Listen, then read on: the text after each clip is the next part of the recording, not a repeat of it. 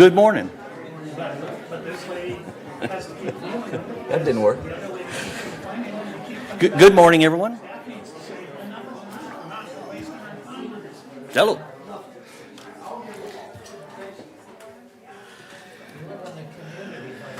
All right. Good to see everybody. Good morning and welcome to the regular monthly open meeting of the Third Laguna Hills Mutual Board of Directors, a California nonprofit mutual benefit corporation. Today is Tuesday, August 15th, 2023. It's now 9:31 a.m. We're here in the boardroom as well as available for viewing on TV6, Zoom, and Granicus. I'd like to call the meeting to order, see that we have a quorum. And just staff, is Donna on Zoom by any chance? Okay, all right. Just a comment, if everybody can make sure their cell phones are on silent, that would be helpful, given that we have a pretty full crowd today. That'll help minimize interruptions. So we'll start today's meeting with our Pledge of Allegiance, led by Director Kush Bada. Kush? Thank you. Please stand, face the flag, and repeat after me. I pledge allegiance to the flag of the United States of America and to the republic for which it stands, one nation, under God, indivisible, with liberty and justice for all. Thank you. Please be seated. Wow. Okay. Well, I tried. They're great at following. Well, I tried. Thanks, Kush. Appreciate that. It's now time to approve our agenda. Can I get a motion to approve today's agenda? Jules moves, Ira seconds. Thank you both. Any suggested changes to today's agenda? Okay. Seeing none, we'll consider the agenda approved by consent. We do have a full agenda today, so I might be a little bit quicker to rein in any discussion that I feel is moving off topic. Just to let you know. We're now looking to approve the meeting minutes for 3 different meetings. Let's address them separately. First, can I get a motion to approve the meeting minutes of last month's open board meeting held on July 18th, I believe it was? 13th. No, don't think so. Okay, sorry, business plan review. My mistake. I'm out of order here. Business plan review held on July 13th. So moved. Okay. Second. Thanks. Jim moves. Kush seconds. Any suggested changes? Okay. Next, can I get a motion to approve the meeting minutes of our last month's open board meeting held on July 18th?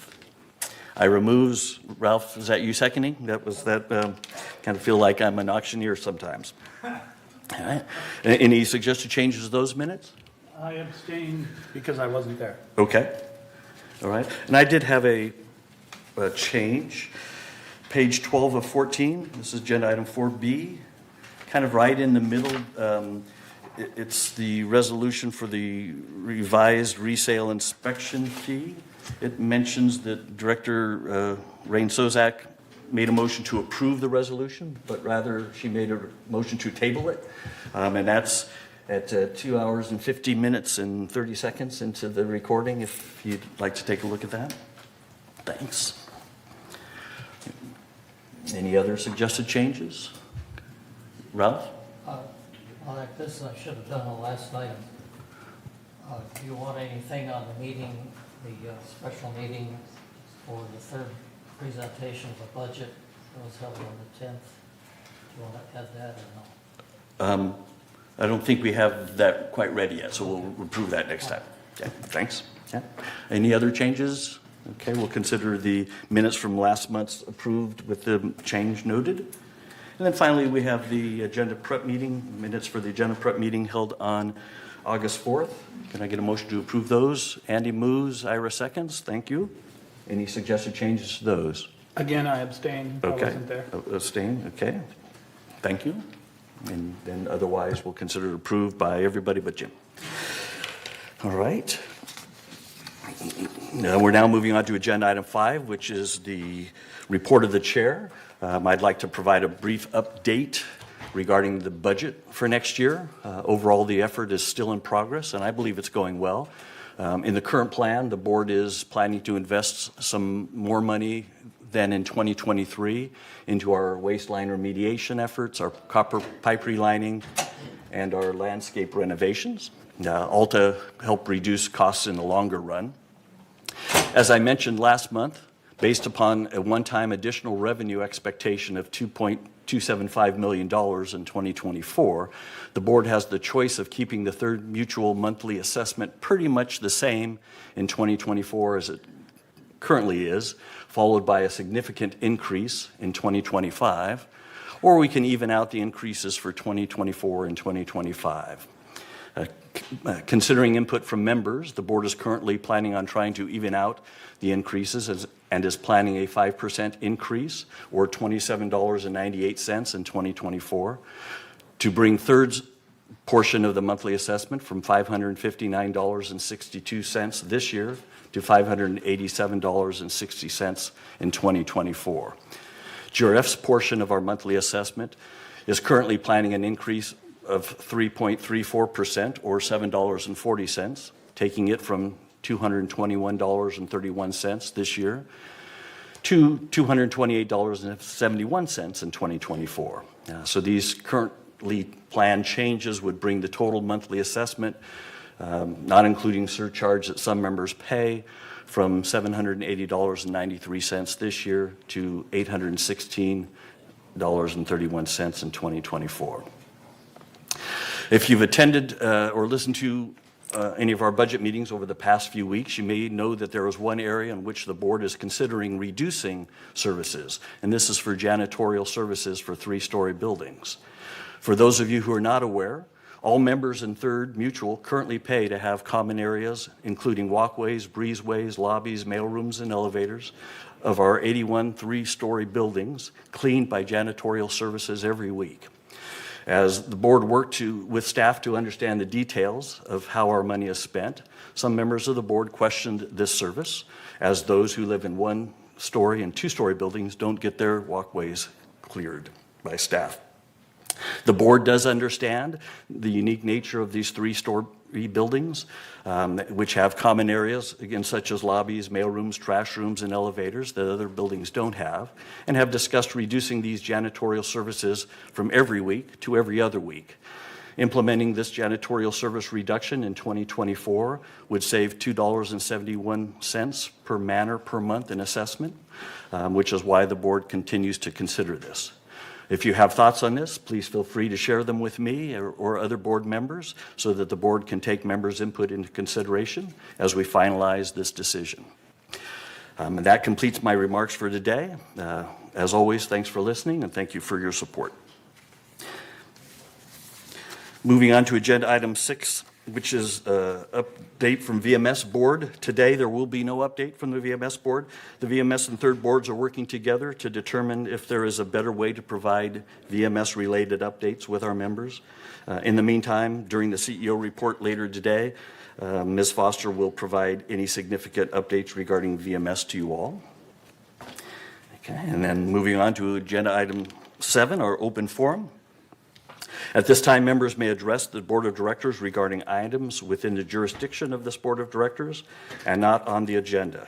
The Board reserves the right to limit the total amount of time allotted to the open forum to 30 minutes. Each member is asked to speak for no more than 3 minutes. A member may speak only once during the open forum, and members may not give their time to other people.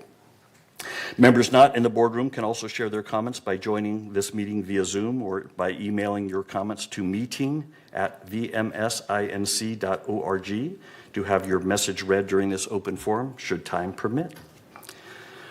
Thanks, Michaela. We have any members who wish to speak with us today? Yes, the first speaker is Chris Collins.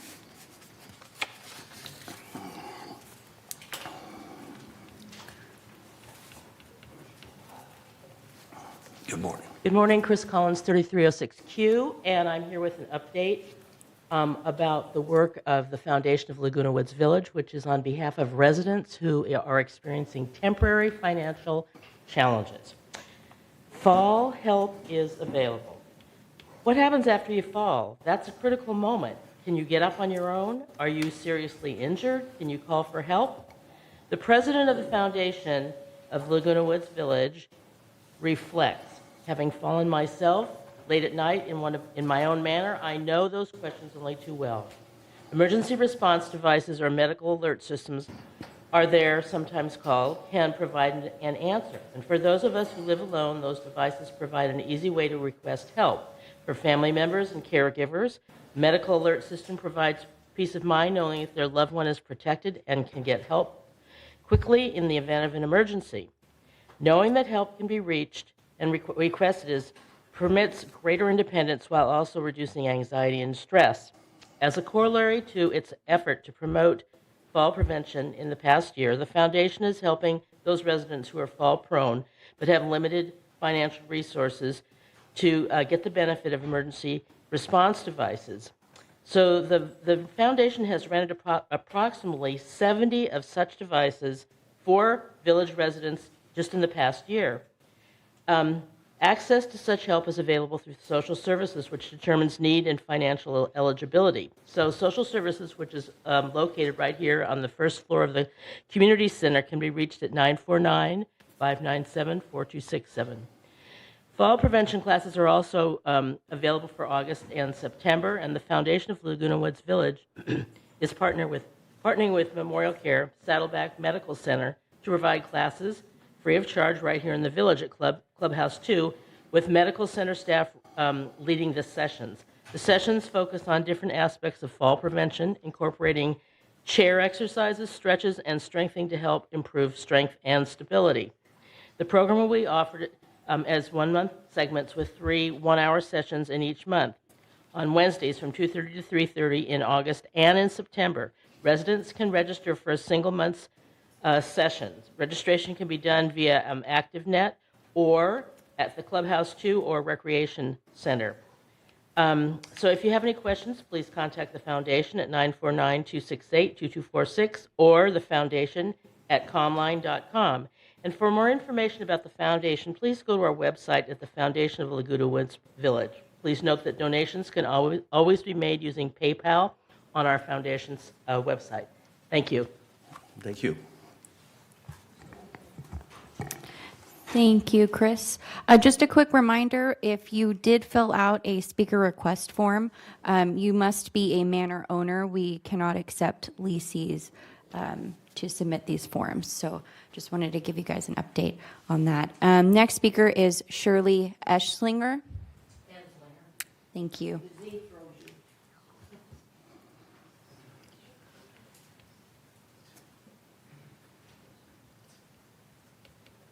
2354, Building Captain Emeritus. I ended it in December, but no one has stepped forward to take it on, so I'm still running behind the scenes. They still salute me when they see me. I am objecting to taking away our cleaning crew and taking them down to once every 2 weeks. We experience this when there's a holiday and they don't come. The dirt is there. All of our units, we have what? 8 units on every floor. We use 1 laundry room. Some people are neat, some people aren't.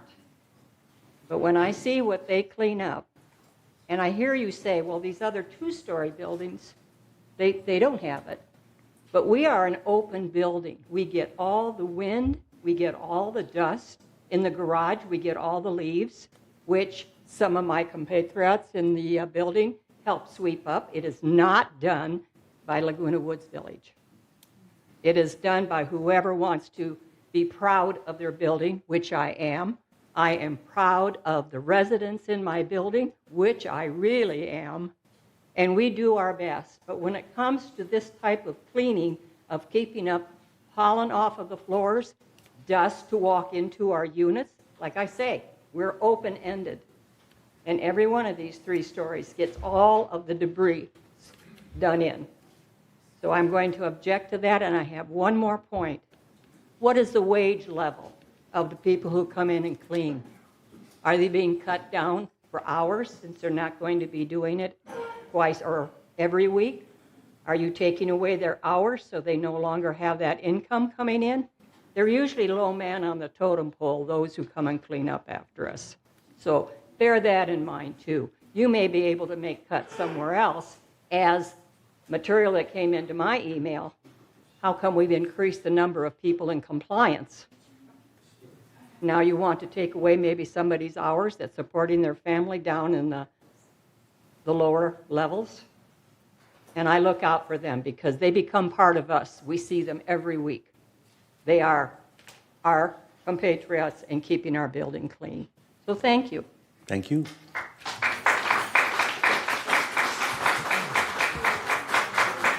Next speaker, we're running low on time, so that just takes time for other speakers. Thank you. Next speaker is Bridget Archer.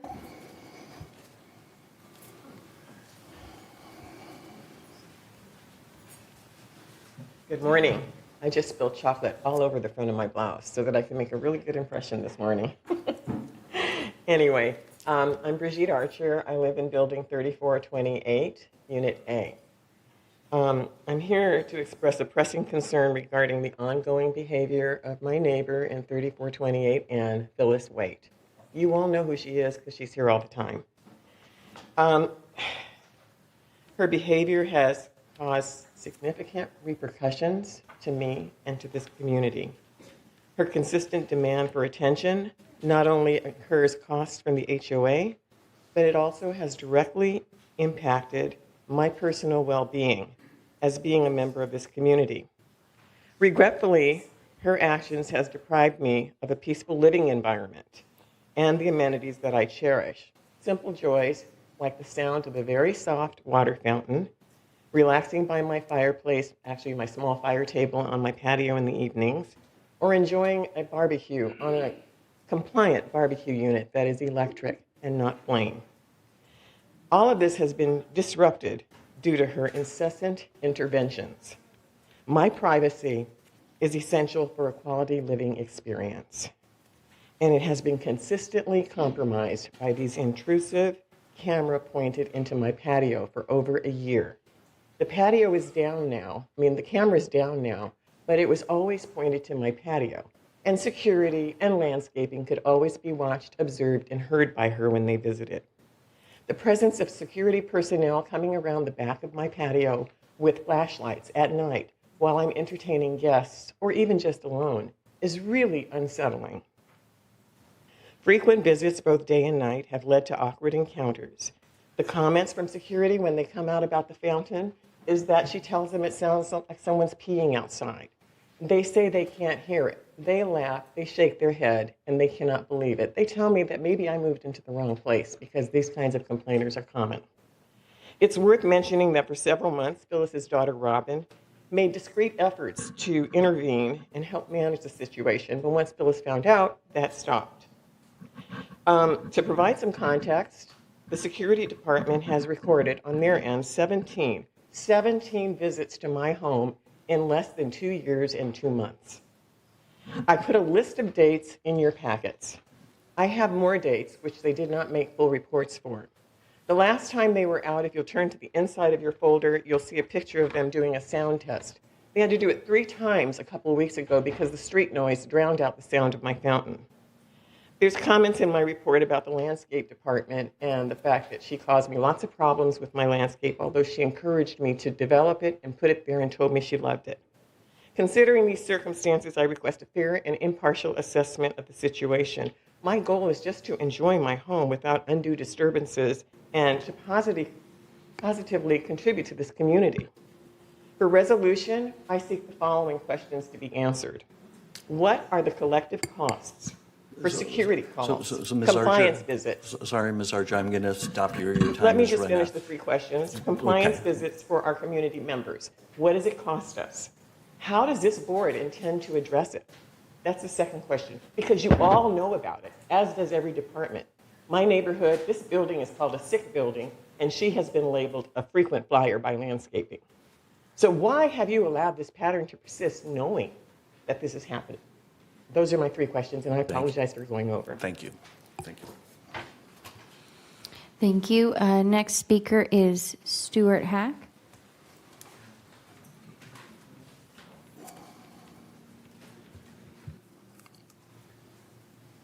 Good morning, everybody. I'm Stuart Hack, President of the Gardenville Association, speaking to you on their behalf regarding the reduction in cleaning of buildings, three-story buildings. Before this meeting started, I overheard one board member saying he'd like to have his patio cleaned too, and then there was laughter. That's not funny to us. This is very serious to us. We have our patios cleaned by ourselves. It's the common areas that are being cleaned by Third Mutual. And it's necessary. And thank you, Mark, you gave all the reasons, so I'm not going to go through it again. You know why we have positioned ourselves to, told you why it is necessary, because we're such a different animal than any other building in this environment. But I'd like to make you aware that we're not just takers. Three-story buildings are givers. We volunteered the roofs of our buildings so that you could have an experiment to find out whether solar panels would work. We never objected to it. And it's cost us. And we knew it was going to cost us because we've lost room on the top of our building. Because we're good neighbors. It was for the good of the entire community. And I'd also like to offer to you that we have offered to save Third Mutual money, and we'll offer to do it again today. The money you spend on electricity because we don't have timers on the lights. There are panels in every one of our buildings. We volunteer to have our building captains trained to operate those panels and to turn on and off the lights on our buildings. I don't know how much money that's going to save you, but we're getting really close to what you think you're going to save and probably will lose in the long term by not cleaning our buildings correctly. And the second thing we offer to do is to paint. So we have asked to be given additional paint, matching paint, so that we can do touch-up work in our buildings. The railings. That's a difference in our buildings. They actually clean our railings when they come out because they get filthy.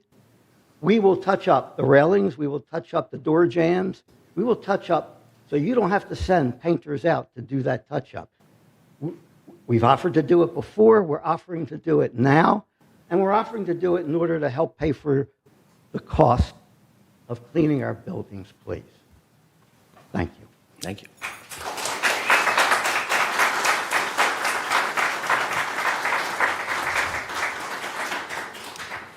Next speaker is Ms. O'Hara.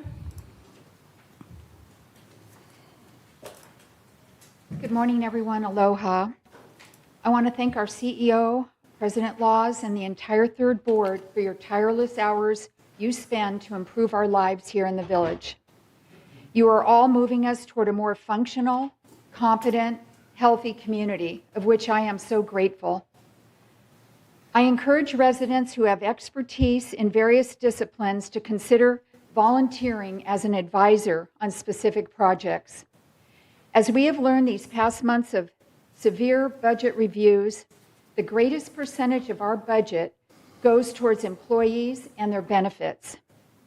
Volunteerism may help offset these ever-growing costs, as well as revenues from our property taxes for building new structures. And we've never discussed that I have heard about, and I think that's an area that several people have mentioned to me that we need to highly consider.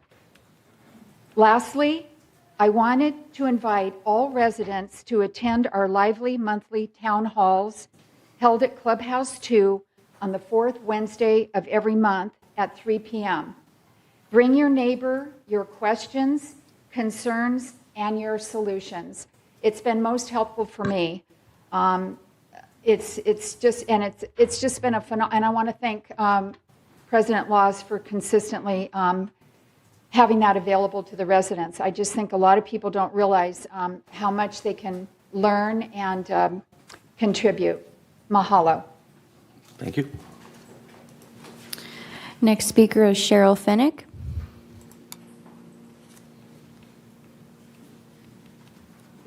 2350C, a two-parter. I've been one of the ones that are pretty vocal about landscaping in Phase 2, Gates 5 and 6. And through the efforts of Mr. Weinman and the board supporting him, it really looks so much better. So what efforts you've been doing, it really works. And I'm hoping that the quarterly maintenance can maintain that, because you worked so hard to do it, so thanks so much. The second part is a follow-up on what I spoke last month, and it had to do with the stenciled stop sign as the three-story buildings exit into a cul-de-sac, a busy cul-de-sac. And the reason I'm bringing it up again is because they're surfacing the roads on the cul-de-sacs right now as we speak. And and they're stenciling the stop signs. And it would be a perfect opportunity to stencil the folks coming out of the underground. You know, there's no stop sign. I don't even know why. It doesn't make any sense to me why there wasn't one going in and one going out. I mean, I was coming out the other day, and the fellow just made a left turn because he wanted to get to Mariposa. He didn't even look to the right to see if there was any other traffic.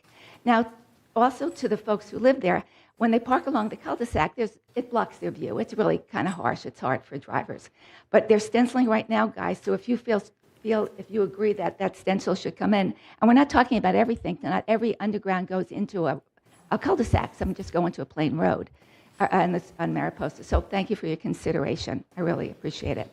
And I, too, want to echo how grateful I am to the board and to Mr. Laws for the updates that you sent us. I consider this board, and I've been here for about over 10 years, one of the best boards we've ever had. So thank you guys very much. Thank you. Next speaker is Sherry Horn.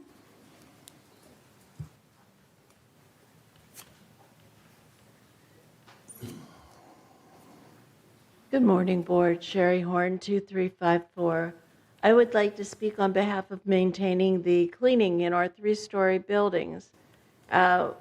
Three-story buildings pay more than two-story buildings. I know you like to compare it to two-story buildings. We pay an elevator surcharge of over $16 a month and a recreation room surcharge of over $6 a month. Month in and month out, we pay more, and it comes up to like $450,000 a year that we pay in addition. Plus, we have a laundry room that 24 units have to share. Like my neighbor said, some are clean, some are not. You clean the other standalone laundry rooms that other people use. These need clean too. And I'm sorry, but no one in our building is going to take a vacuum cleaner downstairs to the rec room and clean it. These are extra things. And these buildings get very dirty. The slurry leaves a lot of deposit all over. The freeways leave a lot of deposit all over. The buildings get really dirty, and they certainly benefit from being cleaned. When a realtor comes around with people after the building has been cleaned, it looks significantly different than it does before it's cleaned, especially after a lot of wind. So because we spend so much more already, we would just like to maintain what we have. And it's important to the building, and it's important to the quality of life of all the residents there. So thank you very much for your consideration.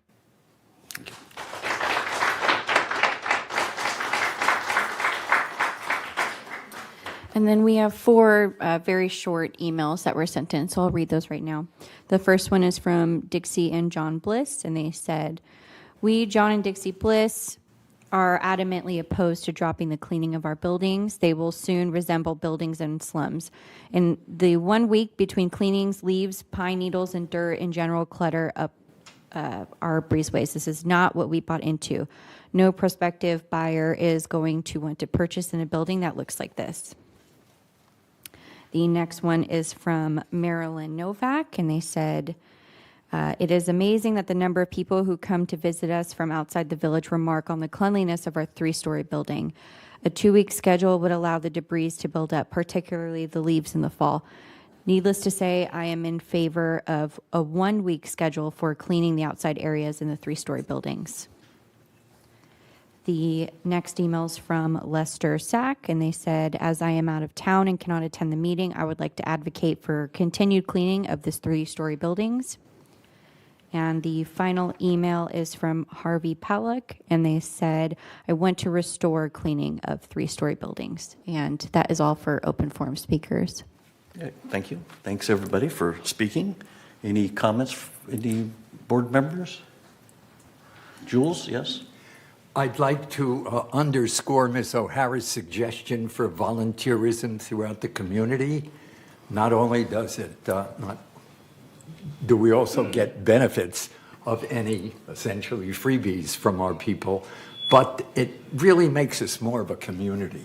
I mean, the more time you get out there and you're working for the benefit of the community, you're going to meet your neighbors. There's a whole bunch of things we can do that doesn't cost a lot of money, wouldn't cost anything if we were volunteers. I just think that's terrific. We should underscore it, and I commend her. Thank you. Great, thanks. Any others? Yes, Kush? I'd like to say something, but I don't want to feel people offended about things. But we have a fee structure that is being paid by the three-story building for all the additional things that they have, like the elevators are not in other buildings, so they have an elevator fee. They have a recreation room, so they pay some extras. So they don't pay anything extra that is for that we all don't have. So it's kind of apples and oranges that everybody needs to understand, and that is the most important part. Yes, you do pay extra, but that is nothing to do with the cleaning of the buildings. My carport doesn't get cleaned more than 2 or 3 times a year, not a month. So it is full of leaves all the time, and me and my wife and my neighbors clean it. But we don't complain about it, that we need it cleaned every week or something. It's kind of full of cobwebs too. So I go with a duster and clean the side because my car is parked right next to the wall. So I have cobwebs many times on my body when I go to enter my car. So you need to hear that too.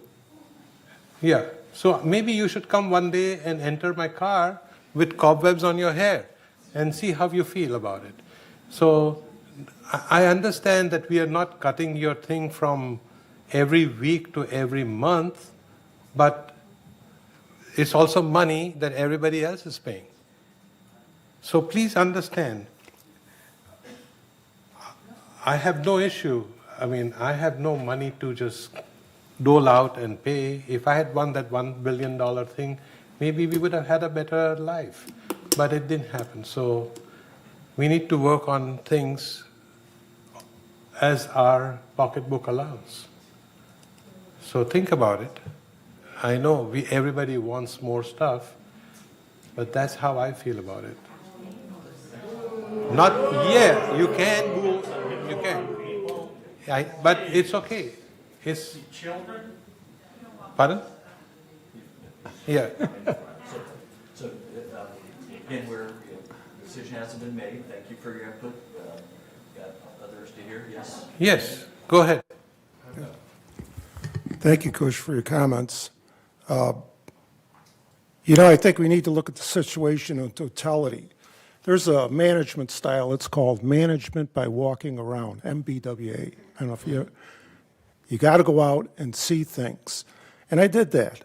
I said last week when we were discussing this, needed more data. Well, I got a little more data, and it's personal. I went out, looked at the places, and I got to tell you, and not being from this area and used to multifamily housing, there are certain efficiencies, the way people, when you have multifamily housing versus single housing, there are certain efficiencies that accrue. And I think we need to take into consideration these efficiencies. One hand washes another. So I would argue, you look at the roof area in a 3-story building is 1/3 of my unit. In other words, if you took 24 of my units and looked at the roof area, it'd be 24 times bigger. So I'm saying by a factor of 3, there's a lot less roofs on the garden villa buildings. Secondly, just looking around at landscaping, and you could argue about this, but per unit, they have equivalent less landscaping, so it means there's less expense on that. And there are other efficiencies in people living in a multifamily structure that we need to recognize. I'm of the opinion that that hand washes the other. In other words, this particular thing, while it has merit, we ought to reduce costs where we can. It's a quality of life issue. It's not something that they're getting extra. And when you look at it in total, I think we ought to leave it alone. If we need that money, there's other places to look. And if it comes to a vote on it, I'm going to vote no for putting that thing in the budget.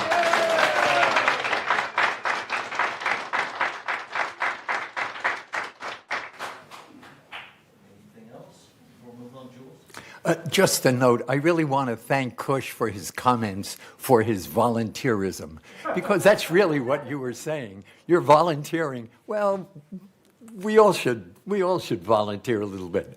I have to tell you that I have enjoyed, although I'm not a member of the Gardenville Association, I regularly make use of their facilities and their rec rooms for meetings, for the old pros rehearsing and doing shows, for parties. So there really is a lot of value that comes not only to them, but also to the community. Just a comment.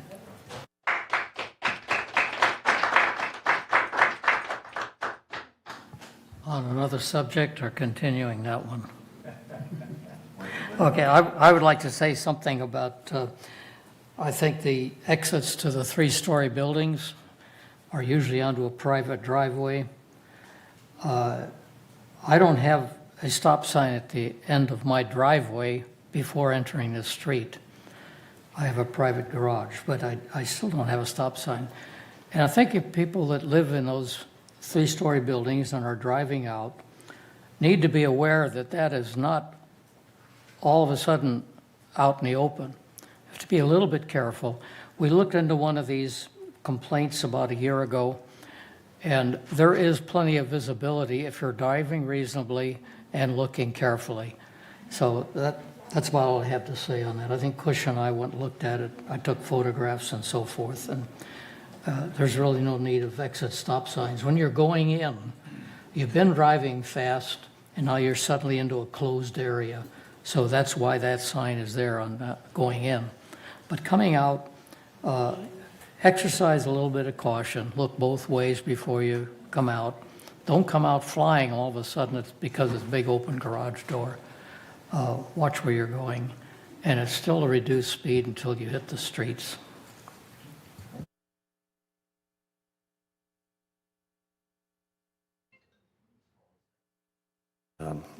Appreciate the efforts of the foundation. Three-story buildings, again, we'll continue to look at that. Got some differing opinions on the board, so we are still talking about it. Ms. Archer, I will work to work with you and get you answers to your questions. I may not satisfy you, but I'll do what I can. And Ms. Fennick, regardless of what he said, we're continuing to look at it. I mean, there's always exceptions for safety that we tend to make, so we're continuing to look at that. And Ms. O'Hara, thanks for your comments. And we'll now move along to agenda item 9. To each of our monthly board meetings this year, we've been adding a department update segment where one of the leaders of VMS provides a short presentation about their organization to help communicate to our members who the leaders are and what the key tasks they perform are. During last month's board meeting, the finance team wasn't able to provide an update, so today Steve Hormuth, the Finance Services Director, will be sharing some information about Finance Services Organization. Steve? I guess you're not as popular as some other topics. Absolutely. So thank you. Again, here today to discuss the Financial Services Department.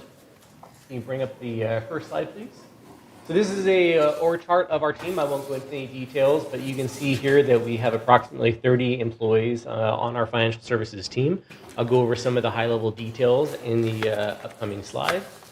So moving on, you can see here that the bulk of our department is broken up into our financial services team, which is made up at a high level of both our accounting and our budget, our budget and our financial services team, which makes up our analysis.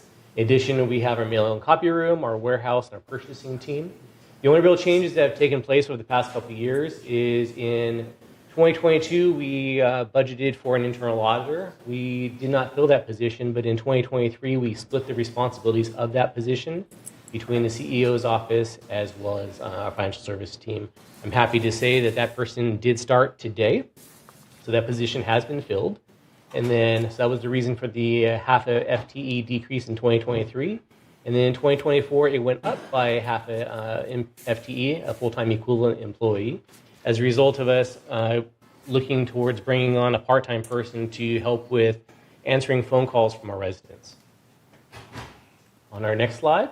So again, we break down our financial services team into 3 groups, starting off with accounting, our budget and analysis team, followed by purchasing. Here on screen, you see our accounting team is made up of all the traditional activities that you would think of when you think of an accounting team. We create the financial statements, we run the accounts receivable team, reconciliations are created, we also handle all the payroll internally for the VMS employees, manage taxes, investments, and everything else on the screen. On our next slide, we discuss our financial services. This is our planning and analysis team. So as many of you are very familiar with our budgetary process, it takes about 6 to 9 months out of the year. This is the top line, the annual business plan, as well as the reserves, the GRF capital plan. The remaining part of the month, they focus on doing various analysis and allocating all the various expenses. And they also handle some of our civil code reporting and our warehouse team across the street. This is a copy of our calendar, which hopefully many of you are familiar with. So again, this is specific to the budget. So over the course of the year, we have GRF, United, and of course here, third, the annual business plan that's created. All combined, the budget meetings that take place in your presence make up about 20 different meetings. But behind the scenes, amongst the VMS staff, there are numerous other meetings in preparation before it even comes to the board, as we do various analysis to make certain we're providing the best services we can to the membership. On the next slide, again, diving a little bit deeper into the annual business plan. In total, there is $47 million in planned expenditures for 2024. It's participating in the civil code and corporate codes that we adhere to. You're very familiar. There's 11 of the resident directors serving 6,102 manners.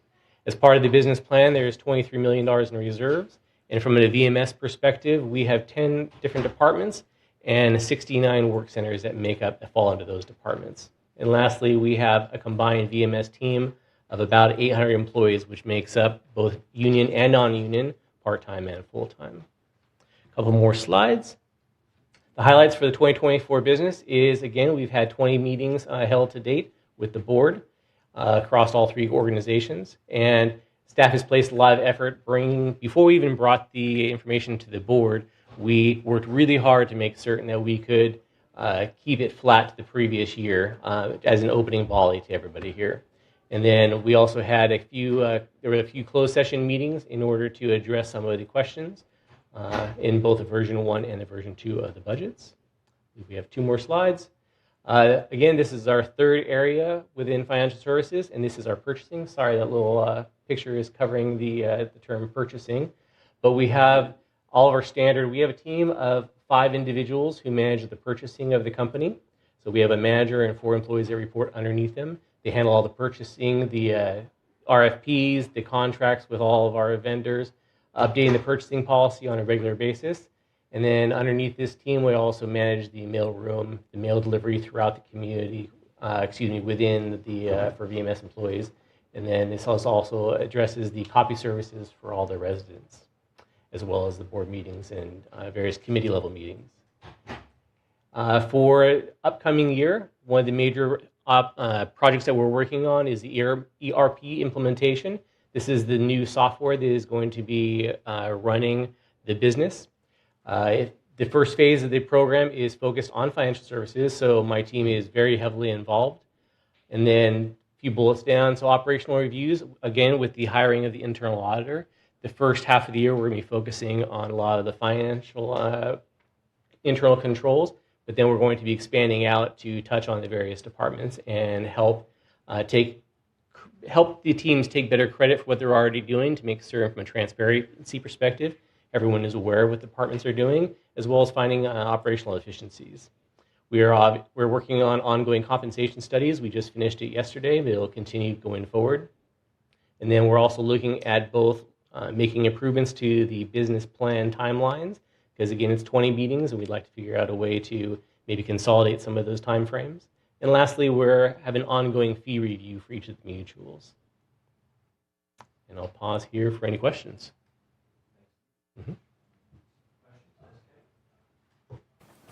Yes, thank you for that presentation. Could you explain more about ongoing compensation studies? Sure. Thank you.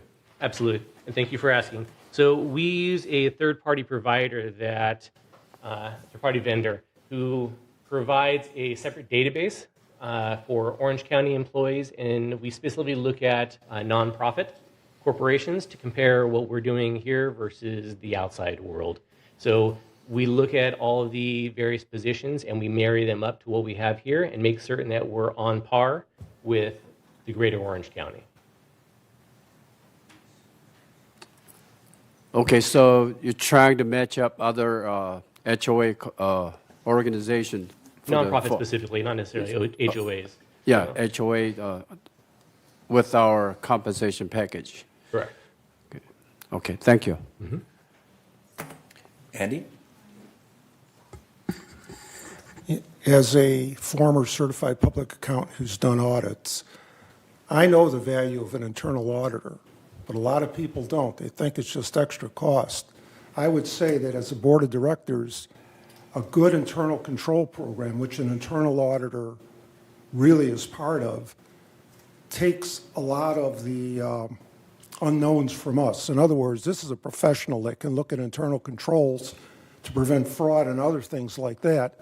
We as directors, generally speaking, don't have those skills, and it makes us work harder because we don't know.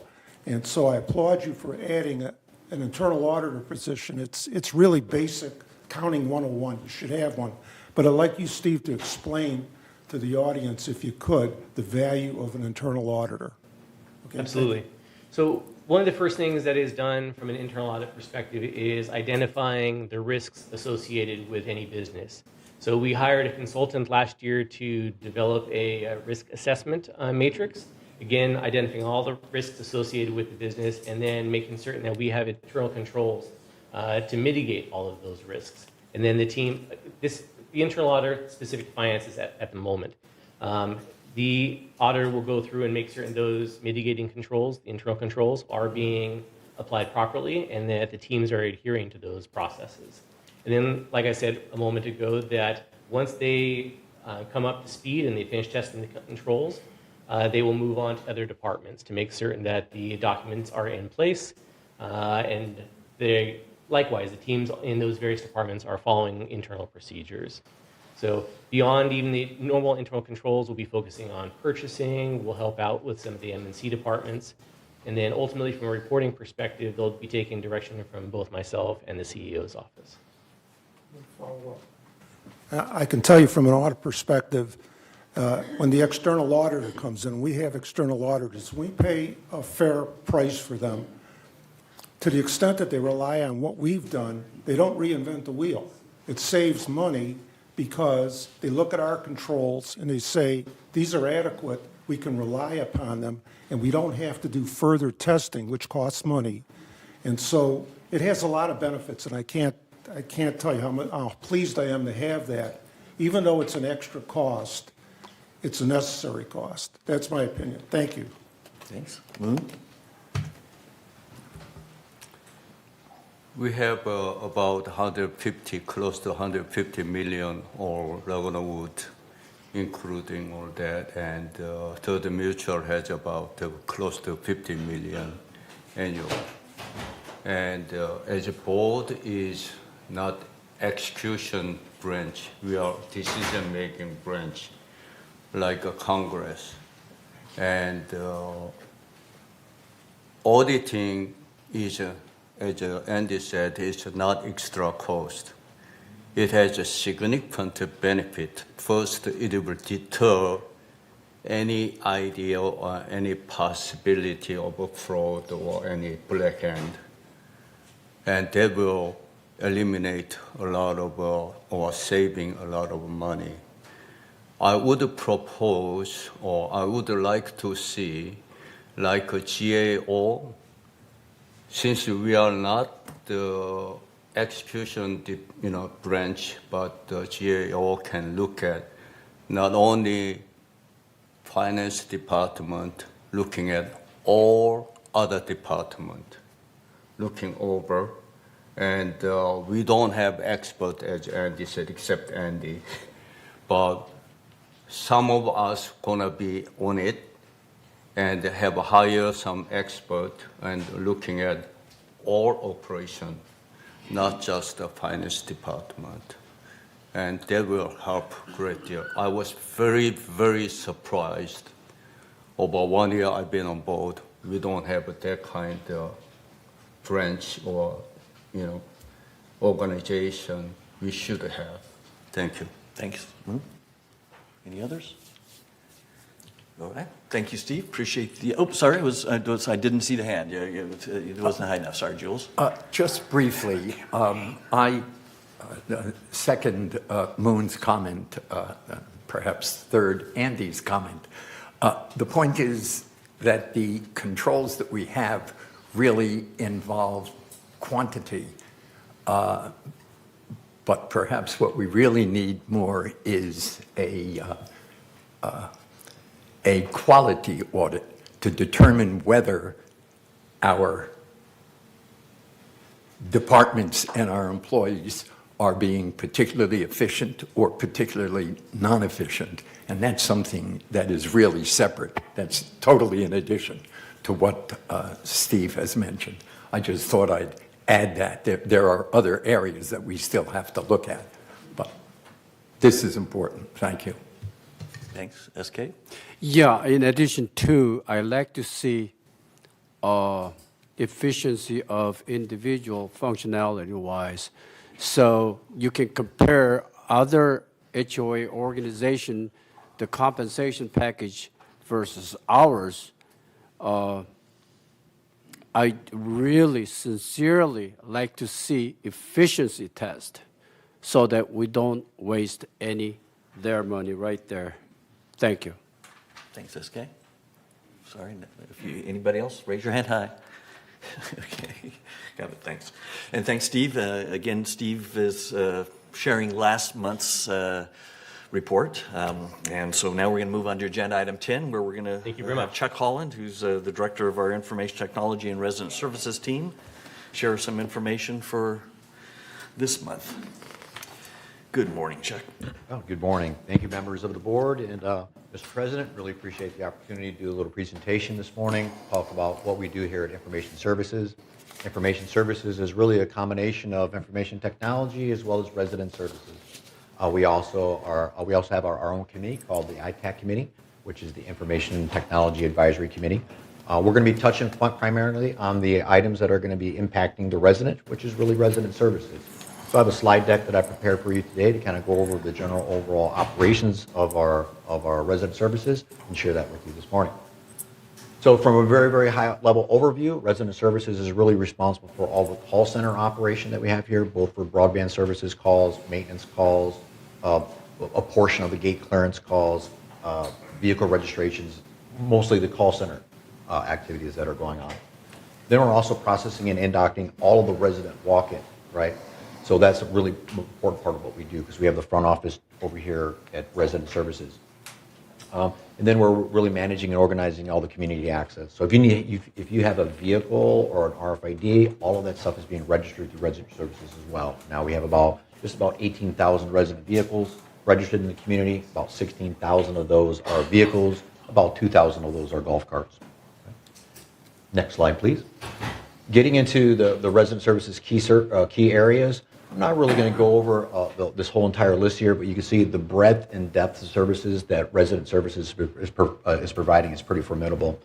Some of the key highlights we'd like to be able for you to walk away with today is looking at really how we're structured. First and foremost, the first experience you have is coming into the lobby, right? You want to make sure the lobby is very tidy, it's squared away, it's looking really professional, and to make it a pleasant, warm, welcoming environment. We have a concierge position that we have up there that we that has the opportunity you can meet and greet them. Instead of waiting in line to ask a question, you can go ask the concierge for directions to a particular office location, or ask if you need help with a particular VMS staff. She'll show you how to check in that front of that kiosk.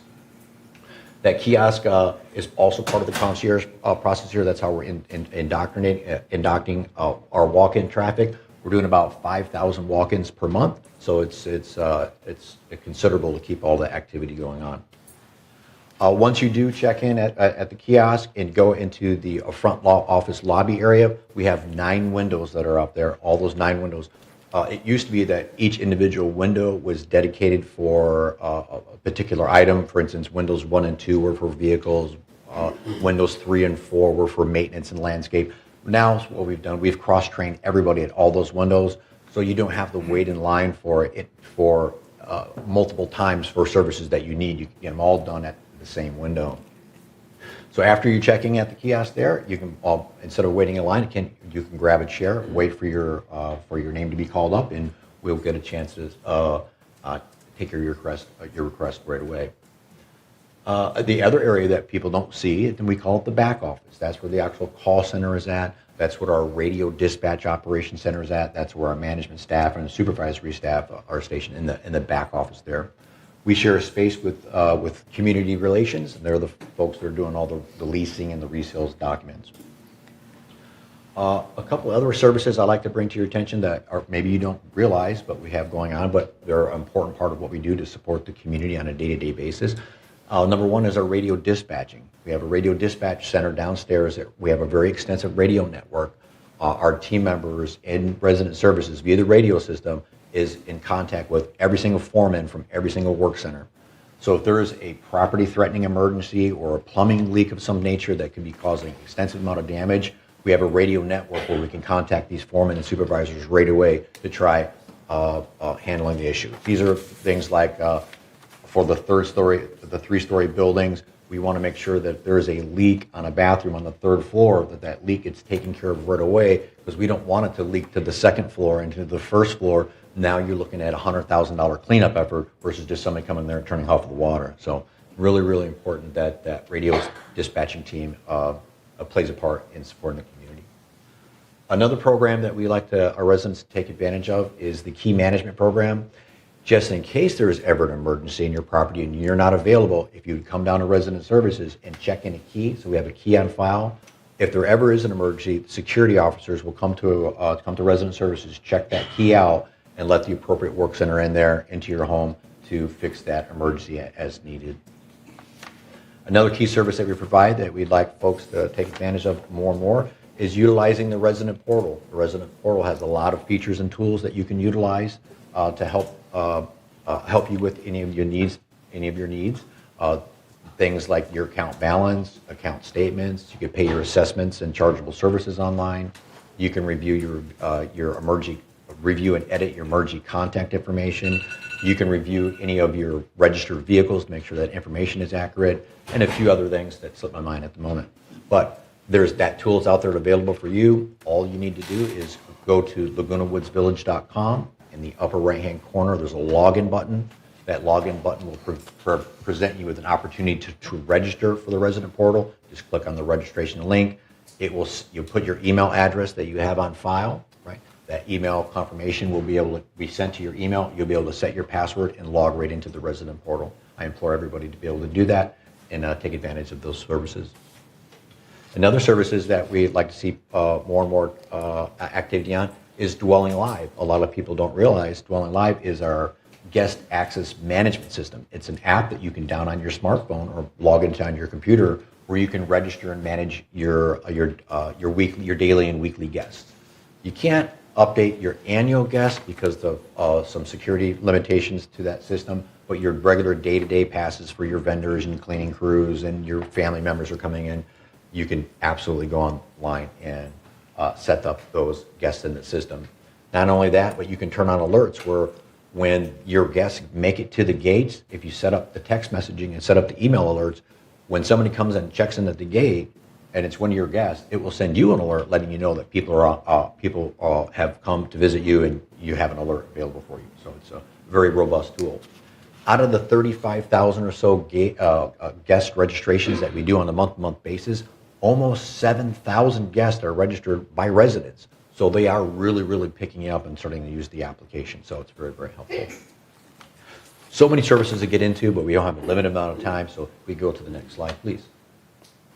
Budget considerations, just like everybody else in the U.S., staffing turnover, staffing shortages, and things like that, we're impacted like that as well. That's one of the biggest things that's impacting our budget is we have a high turnover rate, and we have a lot of people who are not participating in the labor market right now. I would say our average length of time for one of our resident services call center agents is about a year. So as soon as we have new hires coming in the front door, we have some of our seasoned customer service agents going out the back door. Either they're going through to other work centers or they're taking opportunities outside the organization. Another thing that we're looking at doing is reducing any kind of paper that we possibly can. I'm calling it a digital transformation, but what we really want to do is really be green, right? Every single piece of paper that we're looking at that gets processed through our systems, we're looking at every single one. Why are we doing this? It doesn't need to be done like this. Can we do it electronically?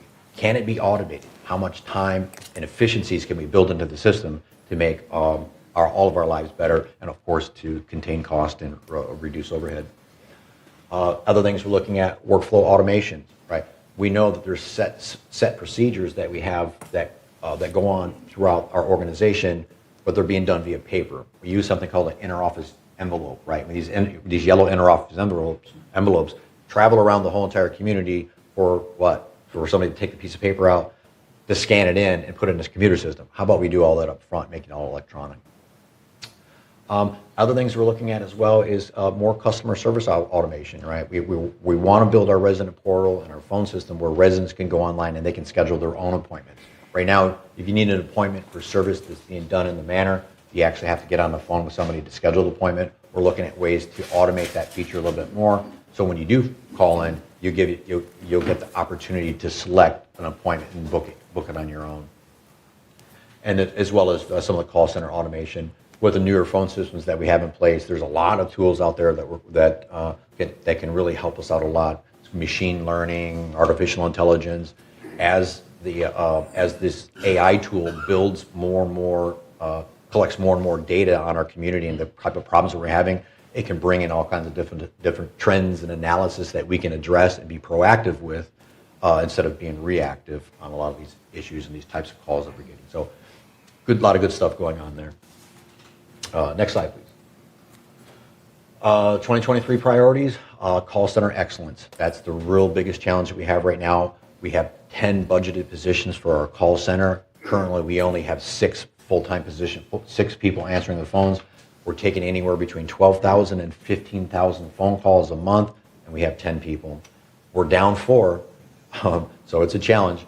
We're holding our own. Our service level agreement is a 90% answer rate. We're doing about a 76% answer rate. We know that's not good. We know that there's longer hold times on Mondays and during the lunch hour. We know we have longer hold times in abandoned phone calls. So if you do need to call for services, by all means, call in. Calling on Monday morning, there's 1,000 people that call in every Monday morning, so that's a tough day. But if you call in on a Wednesday afternoon, you're going to get in right away. We feel that once those 4 positions are filled, we're going to be able to meet that SLA of 90% answer rate really quickly once we get a chance to ramp up those agents. Another thing that might address somebody else's question about our standing operating procedures, what's really, really important for us is we track and measure about 2,800 individual events in the system. These are all the different types of tickets that we do. We have something called an event code matrix. So every single event that we have, it's ran through this matrix to determine, is it available for Third? Is it available for United? Is it GRF only? Is it billable? Is it not billable? There's a whole slew of questions that our agents have to go through from a checklist standpoint to be able to fill those questions and be able to book the appointments accordingly. Our resident services team, it's very unique. Again, the breadth and depth of services that we support, it could be anything from guest registrations to vehicle registrations to RFIDs to a plumbing leak to leaves outside of your building. So we're tracking every single type of operating procedure.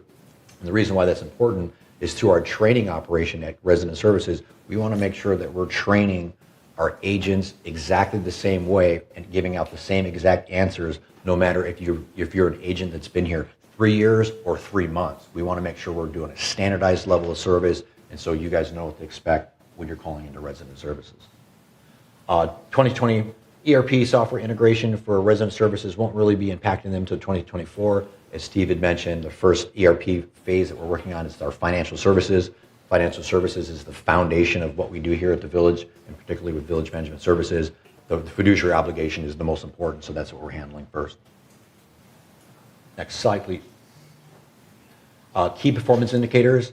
I have to tell you, we slice and dice data every which way but Sunday, and particularly the big ones. We track about 15 different metrics on a month-to-month basis, and we're stacking up month to month to month to see where we're at as far as are we trending up in different areas? Are we trending down in different areas? Where do we need to make adjustments to make a better level of service? For instance, the kiosk I mentioned earlier, we know when you get here, when you check in, we know when you checked in, how long you've waited, when you've been called up to the window, how long your interaction was at the window, and what your overall engagement time is. Holy. So that we're tracking all of those things. Same with the number of phone calls we're getting, how many phone calls we're getting, how many abandoned phone calls we're getting, how many voicemails are we getting, how many emails are we sending. All of this stuff's being tracked. We're making continuous micro adjustments on a day-to-day basis with the resources that we have to provide the best level of service at the most affordable cost that we possibly can, and we look at that every single day. One thing I'm just looking at, I didn't get a chance to share this with Siobhan yet, we sent out about, since we opened back up after COVID, we sent out about 50,000 survey emails for work that's been completed in our residence home. We've just received the 10,000th survey reply over the last 18 months, maybe a little more, about 18 months of survey results. And those survey results look very favorable, and we'll share some of that data with you on the next slide. Next slide. Give you kind of an idea, this is through the end of June here, the call center volume, it's almost 60,000 phone calls for half the year for resident services. That's the grid on the left-hand side.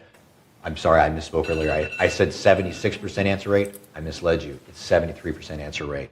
We know we need to do a better job there. We have open a bandwidth and availability. Once we ramp up and get our team members in there, we're going to be hitting at 90%. You can still see the average wait time is 7 minutes and 22 seconds. That's average. We know on a Monday morning at 9 when there's 1,000 other people who are calling in, that could be 20 or 30 minutes. We know that. It's unacceptable. We're doing everything we can to look at staffing, looking at third-party external call centers. We're looking at it from all angles. Right. You can see a little better news on the broadband services phone calls. Those we have that's more of a technical support phone calls for cable TV.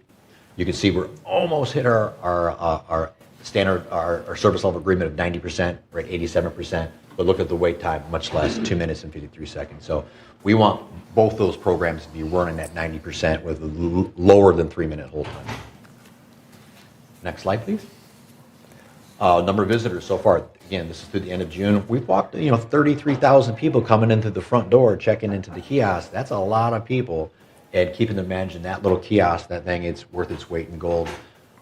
It's not perfect by any stretch of the means, but it definitely helps organize the traffic. And really gives people a peace of mind that, hey, I'm on the board, right? I check in, my name's on the board, I know where I'm at in line, and I can sit down, relax, and just wait for my turn at the window. So you can see the average wait time is about 7 minutes and 12 seconds, and the average time at the window is 7 minutes and 25 seconds. So there's no rush, no taking your time. I'm just giving you data, right? Giving you data. So we're looking at about a 14, 15-minute commitment when you come down to resident services. Overall, we hit this is just from the beginning of 2023, but overall, we just hit our 10th 1,000 survey results. Looking on the average of those responses, this is only through the beginning of this year. You can see that a 4.51 star out of 5 stars, that's pretty good. But I want to focus on the 1 and 2 stars, right? Getting a 5 star is not important for us. That's great. We're happy with that, don't get me wrong. But it's the 1 and 2 stars where we really can make a difference. We want to know, where did we let somebody down? We have our team members reach out to those folks who give us a really low score, 1 or 2 stars, to figure out where we let them down at. What can we do? How can we adjust our level of service to make their experience better? So next time when they get a survey, maybe they'll give us a 4 star the next time. Maybe not just a 1 star. So we're looking at those on a month-to-month basis. All right, next slide, please. And I'll leave you with this right here.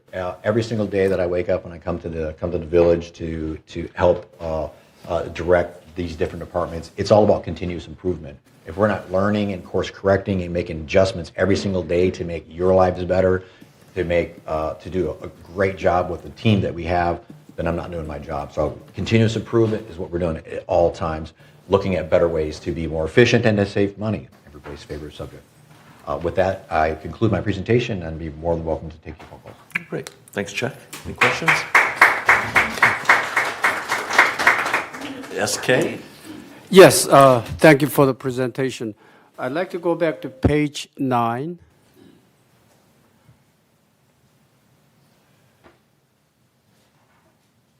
What was the title of the slide? Yeah, can you go back to page 9, Michaela? She's working on it. Yes. Okay. The survey result. Yeah, on the survey. Would you be able to share with us what those star 1 and star 2 yes, I get those. I get the gist. Yeah, a lot of times it's unfortunate that we have to tell a resident no.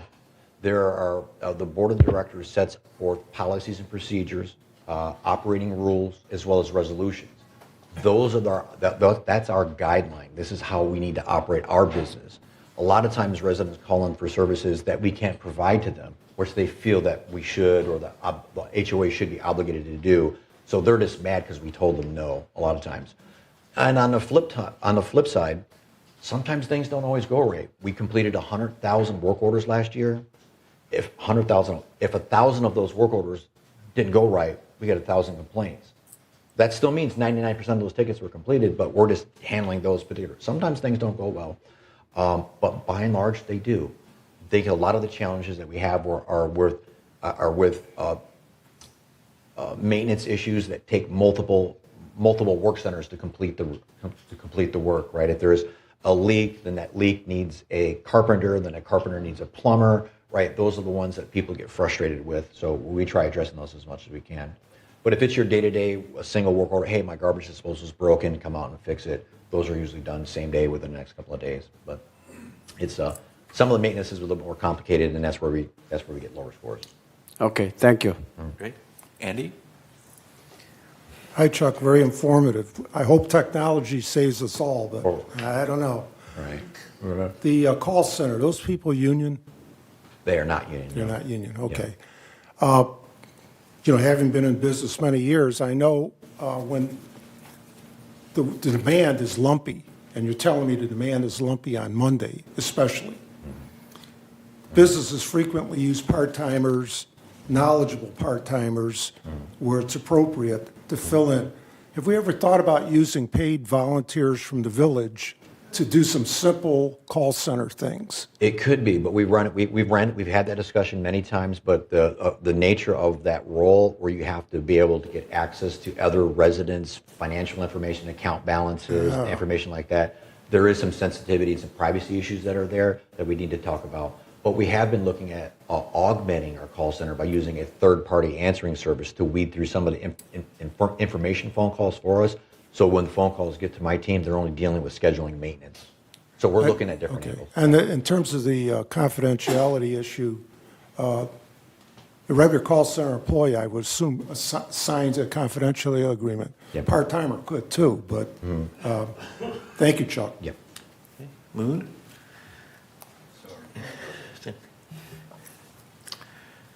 Chuck, thank you very much. And I've been in and out several times over the years, and it has been remarkably improved. I'm very happy with it. It better be. Okay, I think, but let me think this way. Any resident come in, if they are the customer, if you lose that customer, you're losing 10 grand each time. Let your employee think that way. Okay, if I show up at the desk and some of them, whatever reason, you cannot help them right at that moment. But if you can ask a resident, I can help you, then resident doesn't have much less idea than your employee where they can get help. Your employee has a much better idea. So train your employee. You are losing 10 grand if you send that resident. Okay, second one is whenever you have any application, anything, you can do it at home with the internet, add all the information. Right now, I don't think we have that ability. Everything come up with a print. I have to write it down and submit it, and you guys have to input it again. This is a digital era. We should improve that.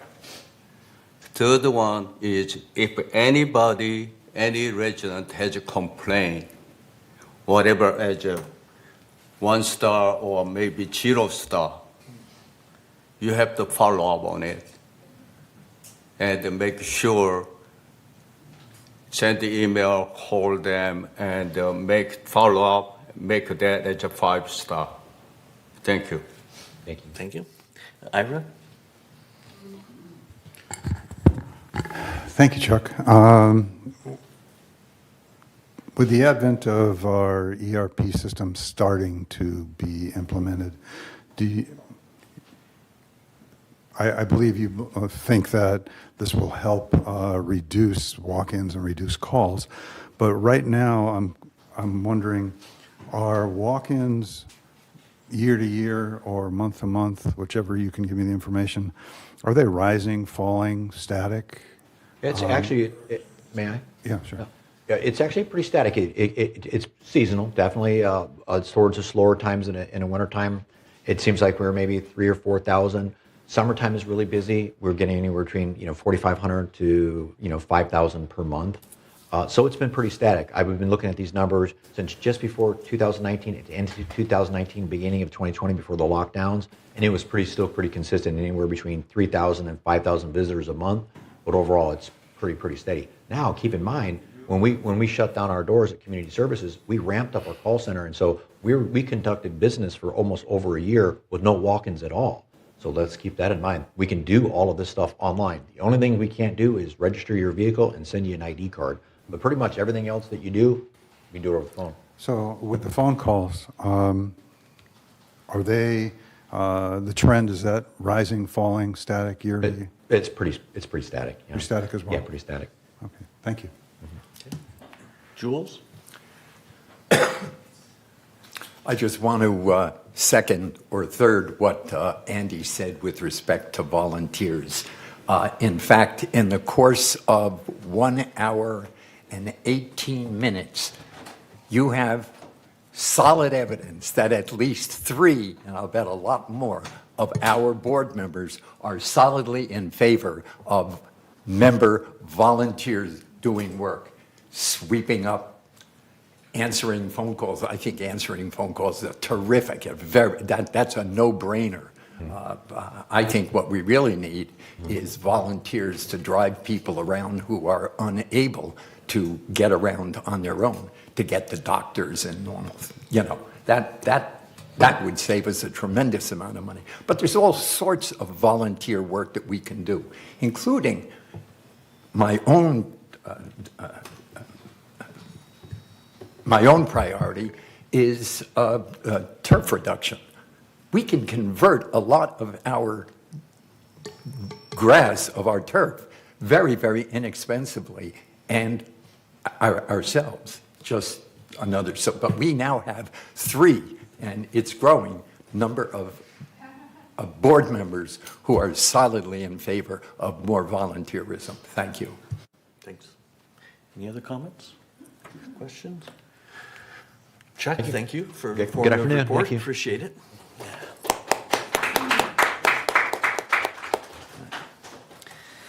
Moving on to agenda item 11, which is the CEO report. Siobhan? Thank you, President Laws, honorable members of the board, and our distinguished audience. This morning, I want to highlight the Bright Ideas program, sharing cost savings ideas generated by our employees, and outline current initiatives of the VMS Board of Directors, which are expected to reduce costs and enhance efficiencies. Very briefly, the Bright Ideas program was implemented in January, and it recognizes that employees are valuable sources of ideas that may reduce costs, promote financial stability, enhance service quality and processes, offer innovation, and so forth. Programs like these are industry best practices, so we were pleased to implement this again in January of this year.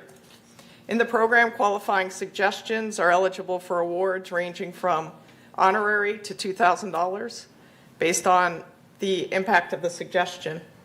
Suggestions that save more than $50,000 receive a minimum of $3,000, but the amount may be adjusted based on discussion with the board. Program funding comes from savings achieved through implementation of the ideas. And most importantly, 5 awards have been issued to date, saving more than $71,000 annually. And these are reflected in the proposed 2024 business plan.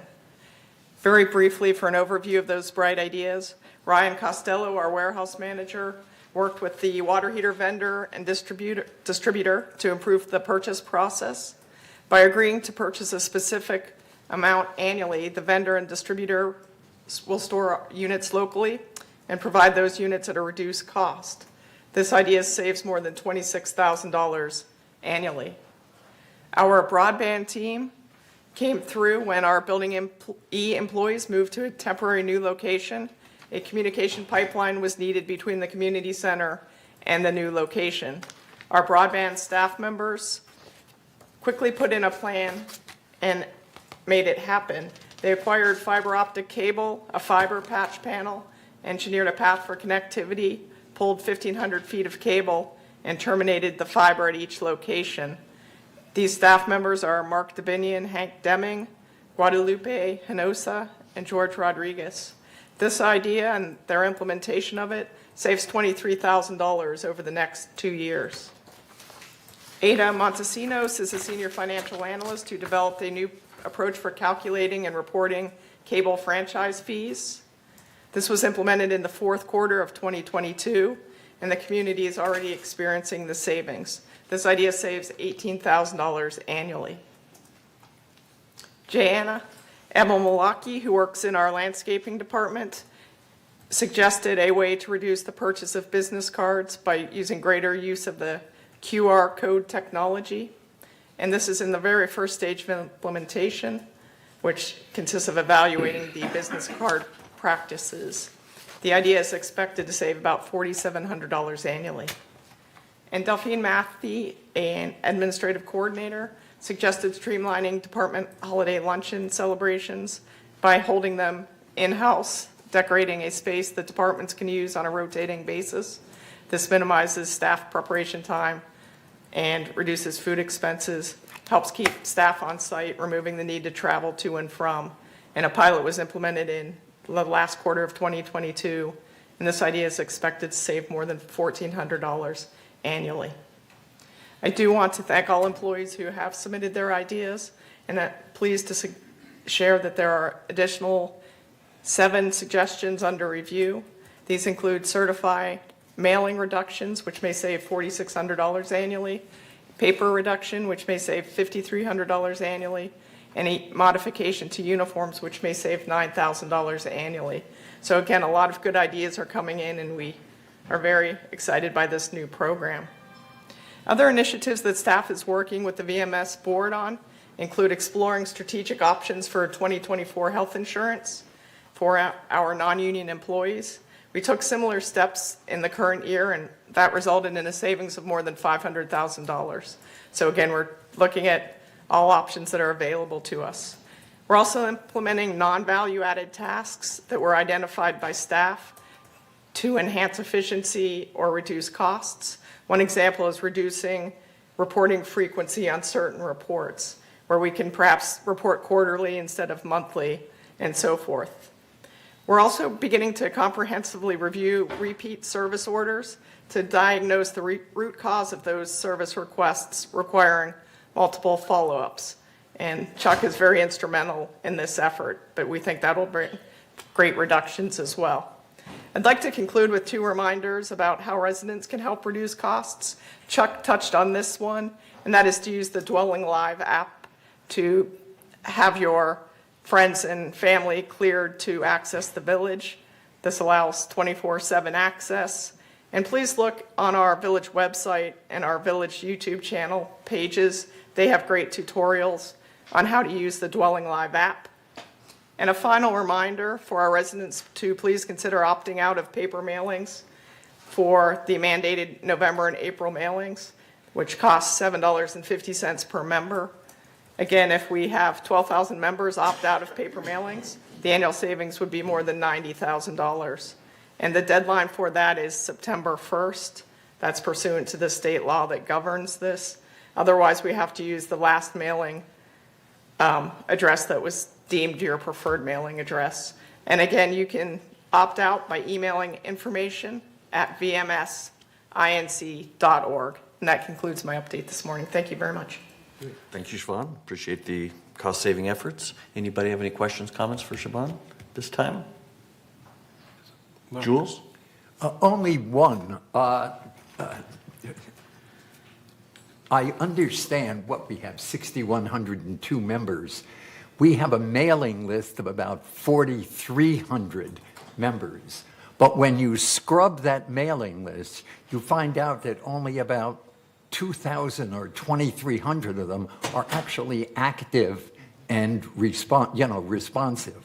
I'm just wondering whether we really shouldn't make an effort to go out, reach out to these members and get them to participate, get them to list their email addresses so that the community can communicate with them, and so can everybody else. Thank you. Great, thanks. Anything else? Kush? I just want to add the Dwelling Live part, and that is the PC Club is also holding a class to teach people how to use Dwelling Live.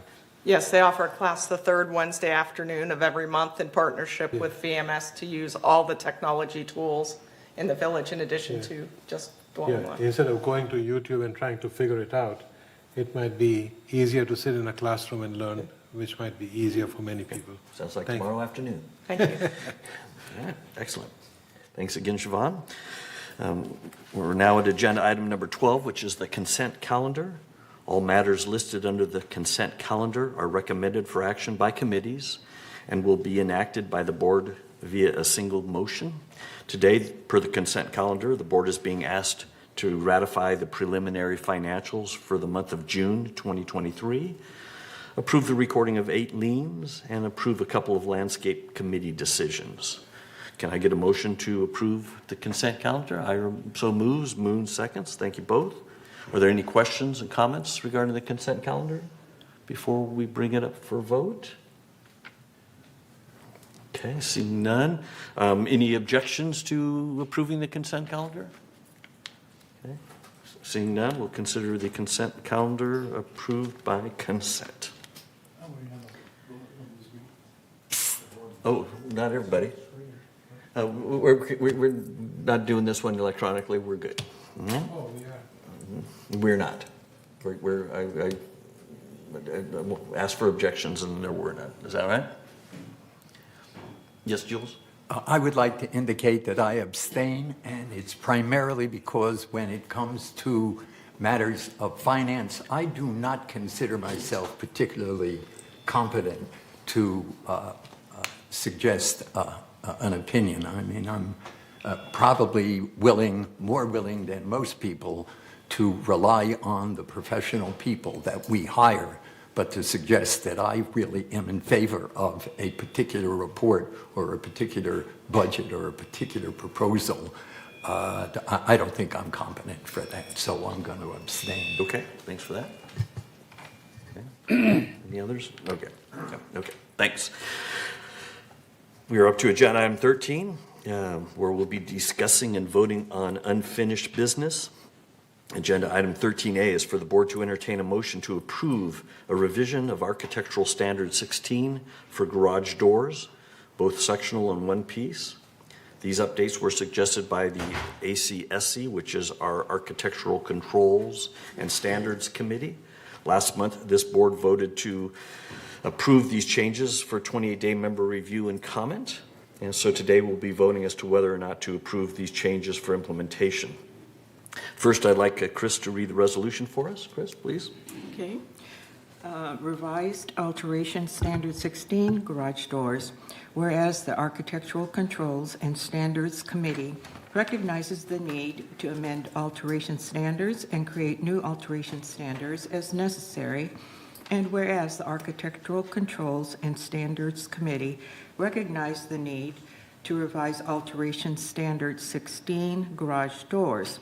Now therefore be it resolved, August 15, 2023, that the Board of Directors of this corporation hereby adopts the attached revised Alteration Standard 16 garage doors, and resolve further that Resolution 03-18-90 adopted June 19, 2018 is hereby superseded in its entirety and no longer in effect, and resolve further that Resolution 03-15-34 adopted March 17, 2015 is hereby superseded in its entirety and no longer in effect, and resolve further that the officers and agents of this corporation are hereby authorized on behalf of the corporation to carry out this resolution as written. Great, thank you, Chris. Can I get a motion to approve this revised standard before we discuss it? So Jim moves, Moon seconds. Thank you both. Any discussion? And this is one we saw before. Okay, I see none. Okay. Any member comments on this one, Kevin? Okay, great. Yes. Oh, yes, Jules, go ahead. I just want to, I'm going to sound like a broken record now.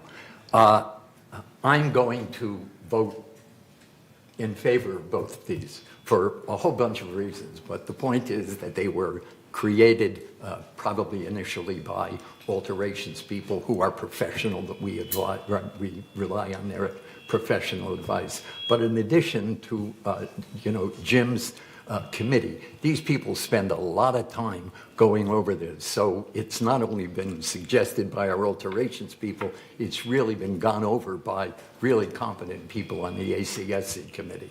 And therefore, it's just more evidence that so much of what we do is really just rubber stamping what our people have already decided to do. And that's why I'm in favor of it. Okay. All right. I would disagree with the term rubber stamping. So I take a look and review these very closely myself and make my own opinion based upon what I see. I ask questions if I don't understand. So, but I understand your perspective, so thanks for that. Any other questions, comments before we vote? Okay, we're going to try to do this electronically. Okay. My screen's not working. If Paul, if you want to come take a quick look. I don't know if I'm missing something.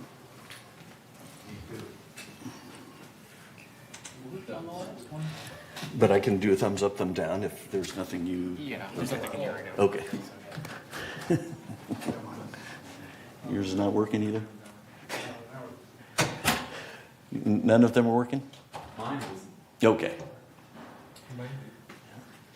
Okay, so since it seems like there's a number of it wasn't Andy stepped out when I was going to mention how technology was going to save us all.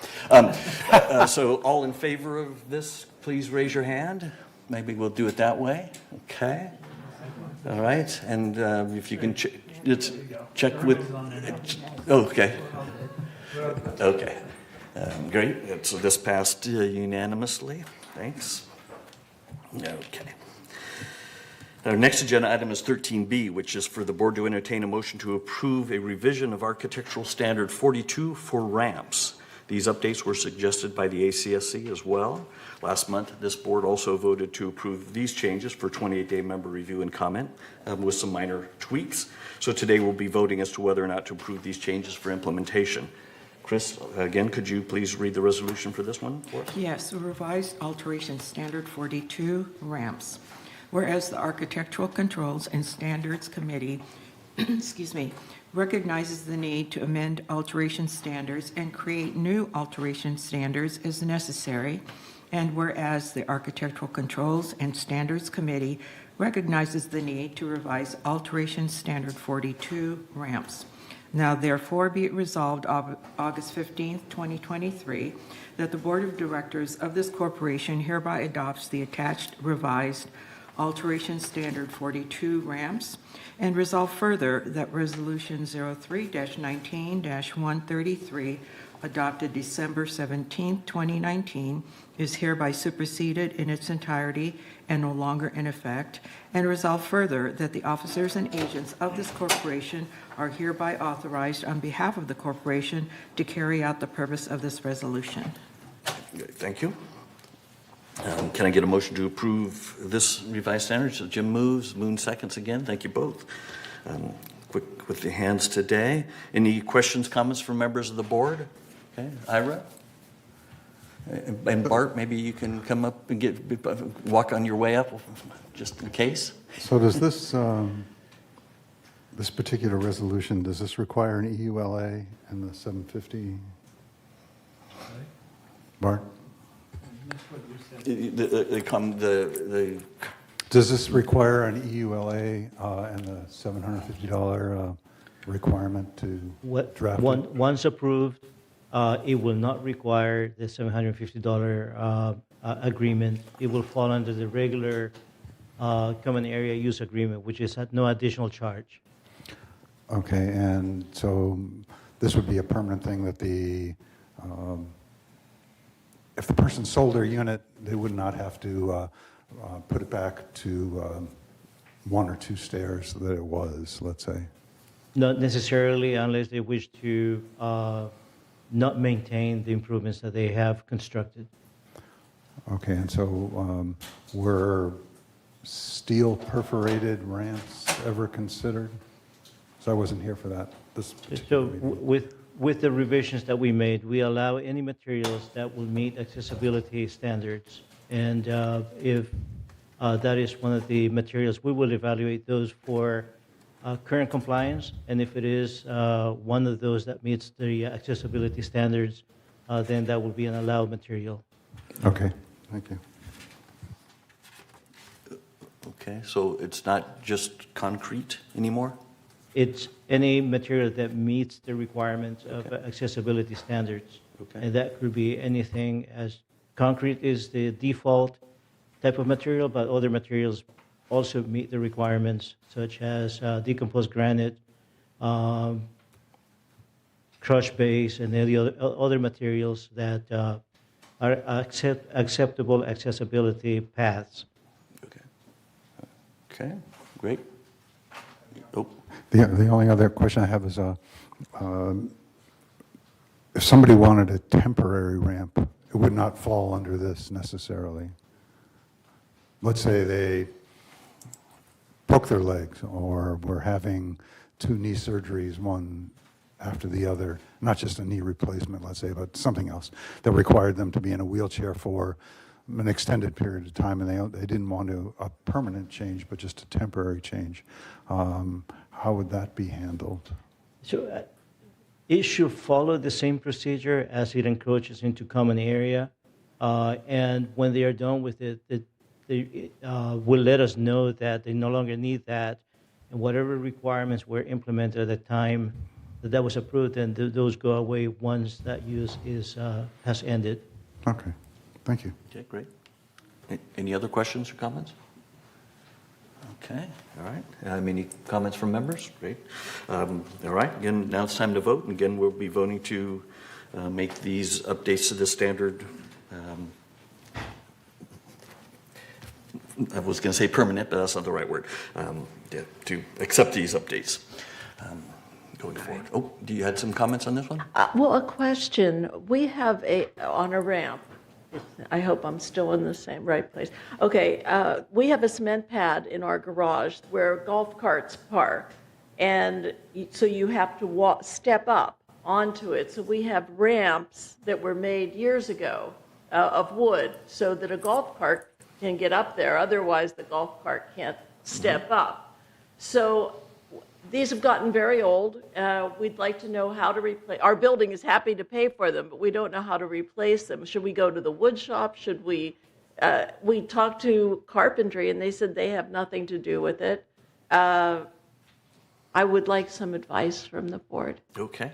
I don't know that we have any right this second, but I will make sure that we get it to you. Okay. Okay. Let me Thank you. work with staff and do that. Ira, is that, are you going to say something else? Yeah, there are, depending on how high, you can buy metal ones instead. I've seen them for single step. So in my answer to you, or response back to you, I'll work with Ira and see if I can gather some information about that as an option. Okay, thank you. Great, thanks for the question. All right, ready to vote on this one? Okay. Please cast your vote.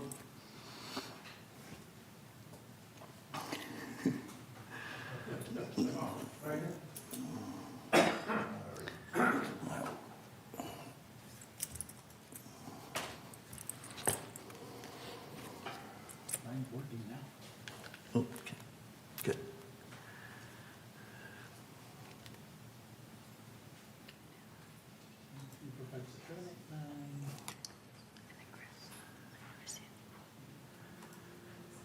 You're already on the list. He is now. 6, 7, 8, 9, 10. You're missing one. Let me sure.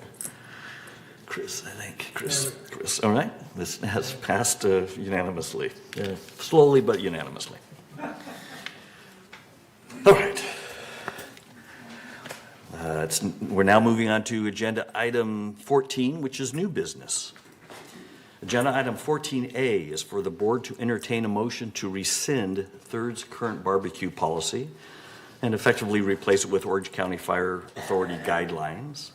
This proposal was suggested and forwarded to the full board by the Resident Policy and Compliance Committee, although the Resident Policy and Compliance Committee was not unanimous when voting for this proposal. Today we'll be discussing and voting as to whether or not to submit the rescinding of our current barbecue policy forward for 28-day member review and comment. Can I get a motion to do this? I'm going to look this way. Ira moves and Jim seconds. Okay. Thank you both. Questions, comments from the board? Yes, Andy? Is this like an all or nothing kind of thing? I mean, applies to everybody in Third, whatever situation. That's what we're being asked to. Okay, that's what I want. Vote on Thank you. today. Yes. Okay. Other questions, comments? Okay, Moon. Oh, Donna's got Yep. We'll, Why don't you take Donna's? Okay, Donna's raising hand. we'll take Donna Take first, Donna then first. and then Moon. Donna, nice meeting you. I've been very quietly sitting here. I hope you can hear me. Yes. And if we can make sure that she's turned up. Thanks. Go ahead, Donna. Okay. I just, in terms of this, there have been comments on both ends, and it would appear that the concern was a fire potential hazard. And so if the fire folks feel that we don't need this stricter requirement, then it seems that we should be able to rescind it. So the question is why, and if it's in place for fire prevention, that the fire folks with experience don't think it's necessary. And doing it, if it is a necessity, we should know what it is. I don't know that I quite got that. I think she just summarized that if the fire authorities think it doesn't need to be there, it doesn't need to be there. Okay. Is that kind of what you said? She's frozen right now. We have some distance problem here. Huh? Okay. All right, Moon, go ahead. Okay. Considering the fire in Paradise in Hawaii, we all worried about. But this community is a very matured community. We are all at least over 55. And we are very, very civilized, calm down, sleepy in a way community. I was very, very surprised we could not make a barbecue. I don't eat a lot of them, but this is enjoyment we can enjoy it during summer evening and have a friend over, have some barbecue and all that. Somebody take that privilege away from us. I don't know whatever happened before me, okay? So I'm so glad to have that back on it again. I'm 100% on it. Even considering Maui or that, we'll be very, very careful. And we should have this enjoyment coming back to us. We should enjoy with ourselves, with the neighbors. Okay, great. Thank Thanks. you. Okay. Ralph? It's been a long time since I looked at this, at the barbecue requirements, but I worked on this several years ago on behalf of the community. And we tried to adhere to the state and local requirements for this. And I believe that prohibited open flame on the 3-story buildings, on multi-story buildings. And there's good reason for that. I'm also aware that the National Fire Protection Association has made recommendations. I'm not sure whether those have all been followed by the state or not. Like I say, it's been a long time I looked into that. But there's good reason for not having an open flame unit on the multi-story buildings. If something happens when you make a connection to put a new tank on or something and it's not quite right, you can end up with a rather large flame and could light building on fire. So there's a lot of things in there, a lot of details in there to be aware of. I personally am not going to vote for this. I will at least abstain at this point until I review this. I see reference to I thought I saw reference here to a recommended policy, and I think that's at least a good idea. I have no need to replete what the state and everybody else says, because I think that's enough to stand alone. But I do want to emphasize we can't have them on 3-story buildings for regular fire safety. Thank you. Andy and then SK? I'm wondering, if this is one size fits all, I understand that, I get it, and there's a certain amount of trust involved here. But somebody famously said, trust but verify. And I'm wondering, we follow the ACFA rules, great. But what if the ACFA rules are violated? And I can't tell you what that is because I don't know the ACFA rules, but I understand that they're less restrictive than everything we've been talking about. They're one size fits all, as it were. So I'm just wondering, is there a mechanism in place? And I guess, like, for example, the 3-story buildings, would the building captain report it, something like that, if there were an egregious interpretation of the ACFA rules? You get where I'm going? I mean, if it's open-ended, people are going to do what they're going to do, but sometimes it's too much. When it becomes too much and I can't define that, do we have a mechanism to identify that and deal with it? If you have a dangerous situation, that's what I'm getting at.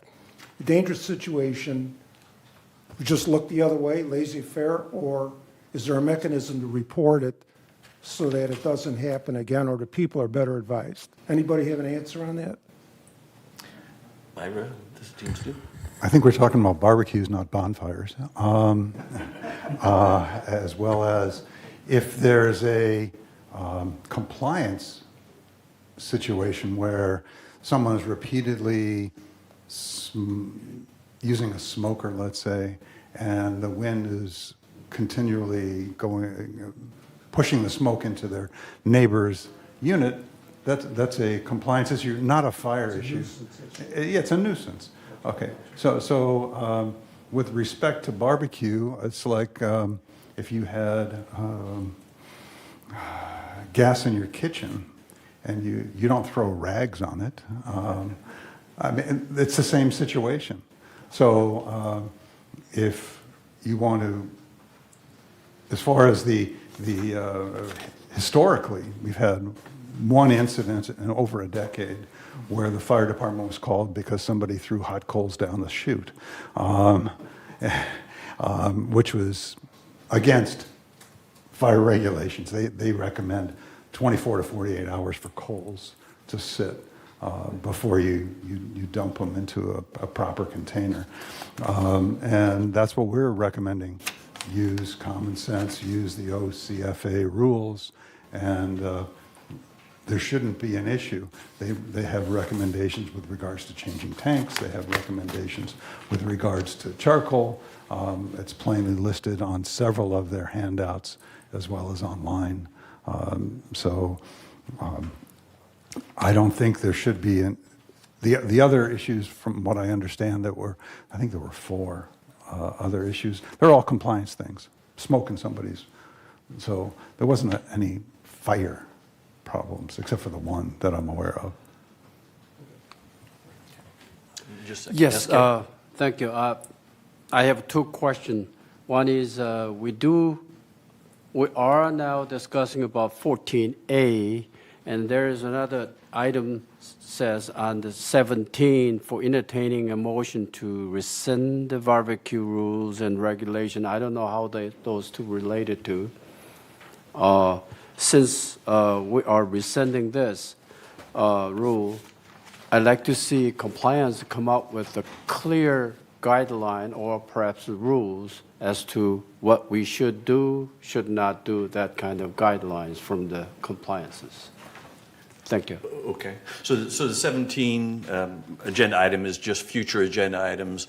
It was written with the assumption that this board was going to pass 14A, and as a result, it'll be, if we do, it would then be on next month's agenda, because if we approve it today, it's for 28-day member review and comment, and it would come up again next time. So that's just what, so you'll notice under 17 that there are several of these new business items. They're just kind of assumptions there at the moment in time. So we'll cross out any, if, for instance, we don't approve 14A, then we'll remove it from 17 as well.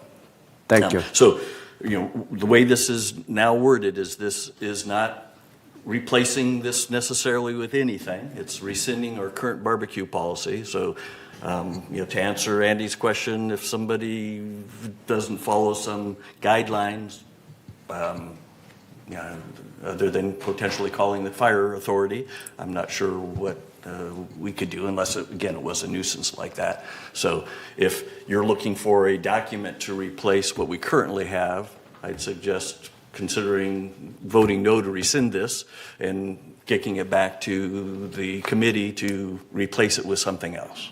I'm not planning on voting for this personally. I'm an avid barbecuer. But I've had barbecues, flame up and scorch a wall. Those things just happen, and I kind of like to consider myself pretty good at it.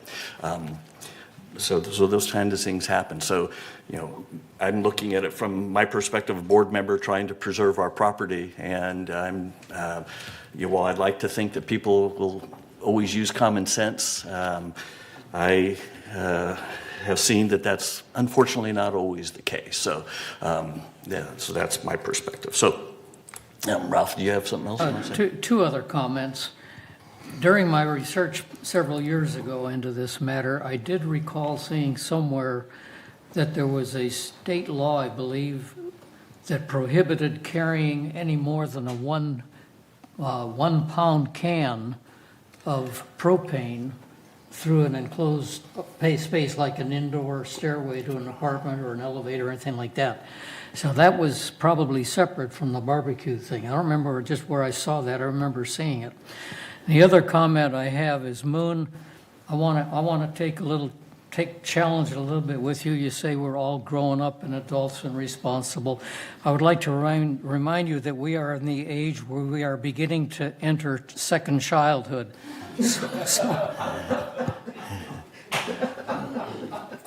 Yeah. Let me comment on that. Yes. I'm a physician. So we start with 4 legs, and then 3 legs, 2 legs. We're going back to 4 legs. Okay. All right. Any other comments from the board before we entertain potential comments from the members? Yes, Jim? Yes, as it's written right now, it's really kind of ridiculous, the specifications on what the rules are. One, you can't even buy the size container that it represents. It's talking about pounds instead of volume, and so that doesn't count. The 10-foot rule, again, isn't in any of the statutes or anything. Ralph, the item about not carrying anything in between a hallway or that is for commercial use. And it's like if you're going to get it refilled at a hardware store or something, you go around back instead of walking through where all the people are shopping.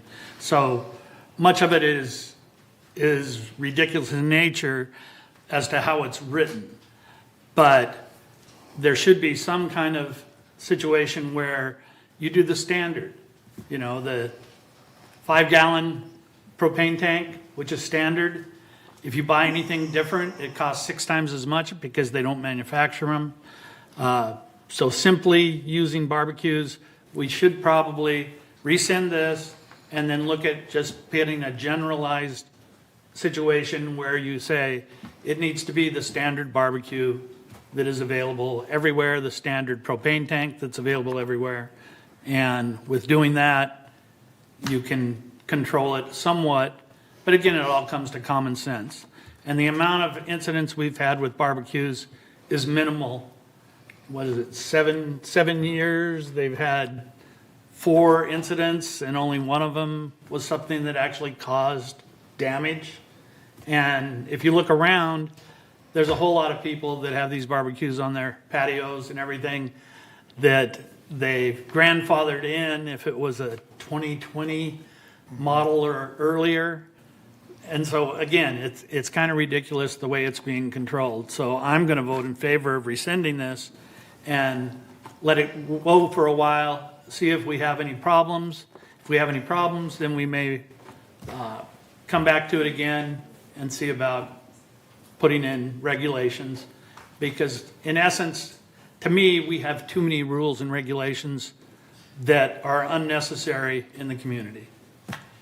Okay, thanks. Ralph? One last comment about propane cans. The nomenclature of 5-gallon propane can is really a misnomer. They're really a 20-pound, considered a 20-pound can. But if you look on the tank, the large one, it's about a foot in diameter, stands about 12, 14 inches high. It will tell you that it contains 15 pounds of propane. And that's because you have to have what they call ullage space, or you have to have a certain amount of volume above that is just gas. You do not want to have liquid propane coming out onto your burners. In another life, I investigated a fire in a camper where that happened. And the 2 people were inside and they got well toasted. The other size of cans, these are 3 kinds that are available at Home Depot. The next one is a 16-ounce size. So I'm going to stop you there. Just as I mentioned, I'm going to kind of rein in the size of the tank is right. Interesting, but not really relevant to this, whether we rescind the policy or not. Yeah? All right. So thanks. Anything else? Okay, we have some member comments. Let me make one comment, similar to open forum. I don't know how many member comments we have, but I'm going to hold this to 30 minutes as well. Okay, I just didn't see your hand up. I was going to read her comment, because she did message it in. She stated, again, I would like to request we refer to state and OCFA guidance to redo a policy that is more appropriate. Okay, thanks. Thank you. Okay, and now, do we have any member comments? And it's now 11:30. We'll be finished with these hopefully before noon. Yes. First comment, Stuart Hack. Mr. Hack, long time no see. Because of there being so much activity, they've doubled my pay this year. So I'm again representing the interests of the Gardenville Association. We actually did a survey. We asked for some all of our buildings to respond, and we did get 20 responses of what our buildings felt about this. And one response was, we want to keep it, we want no rules. And the rest of the responses were, we want the rules to stay as they are. And that then later, we do have a couple members of our board who feel differently than the way the board voted on this. So after these folks had their say, I got one more building saying, we think we like to be able to have no rules at all. So we've got 18 out of 20 responses that they like to keep the rules the same. This gives you a pretty good indication of where the Garden Villa buildings stand. And I wanted to share with you these two items, please. Now, actually, there are no rules in California. There are only suggestions in California. But that's not true of all states. For instance, in Maryland, where I come from, Baltimore County, you are prohibited from having barbecues on multi-story building patios. And this one thing that I'm sharing with you, which is the statement of the Orange County Fire Authority. At the very bottom, the last paragraph, they say, while the fire code may not regulate these devices, some insurance companies may include restrictions on their use in their policies, and HOAs may stipulate conditions to enhance safety and mitigate complaints regarding smoke and odors. Please consult these agencies regarding your rules and apply to your community. So we have a perfect right to have our own. In fact, they're even suggesting you might want to have your own rules. And the second handout that I'm asking you to look at is this is from NFPA research, and it's pretty conclusive that the risks involved with the use of an electric grill on a balcony are a lot lower than the risk involved in using any other kind of grill on a balcony. So I'm zeroing in on just 3-story buildings. I'm not going to render any opinion on what you ought to do if you have a freestanding home. That's great. You don't have the same risks that we have in 3-story buildings.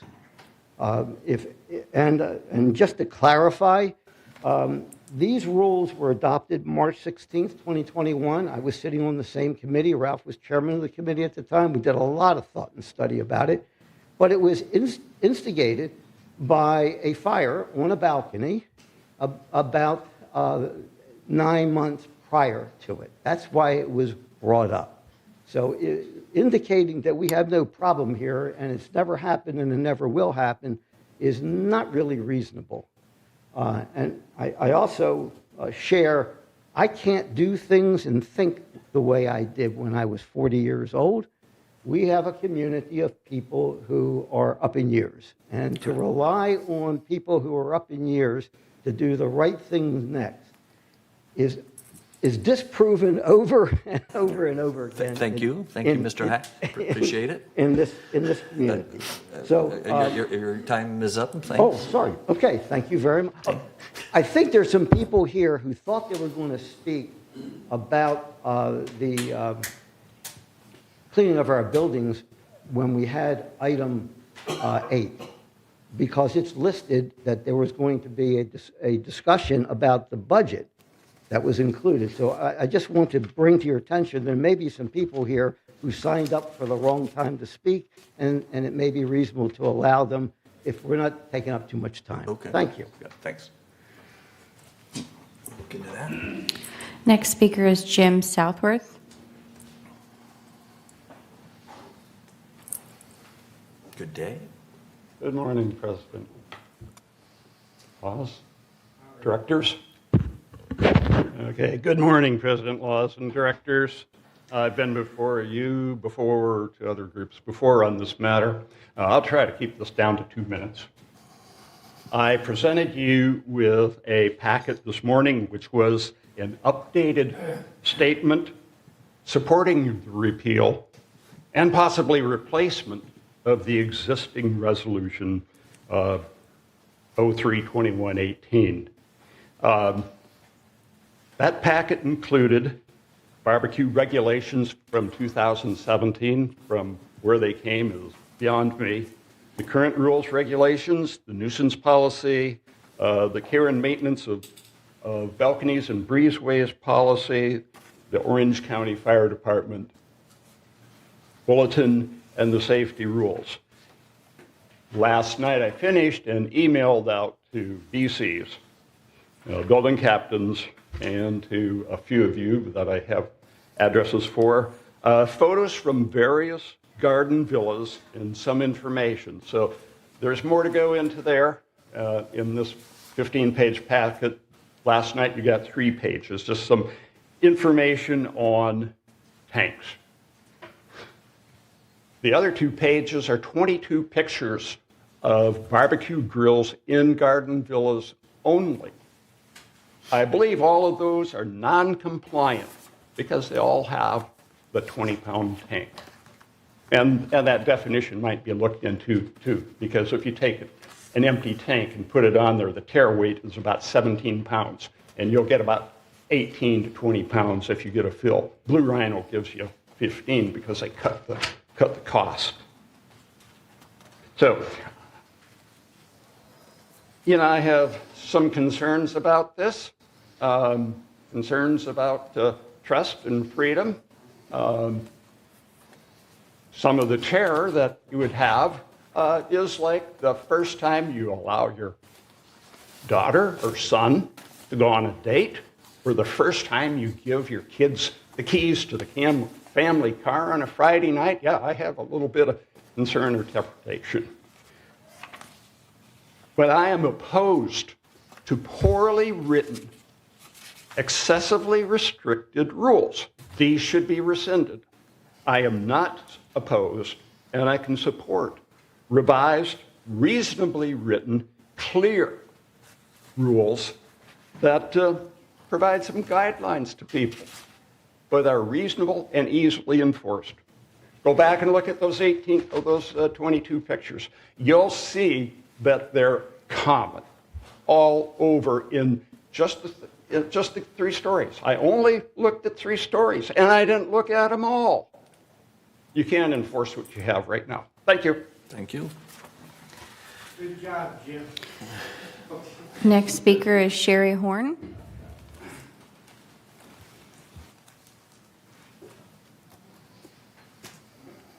So, Sherry Horn, 2354.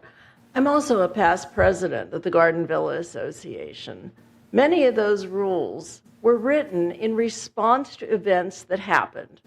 I know personally of chutes that were damaged from throwing coals down there, fires that have started in the bins.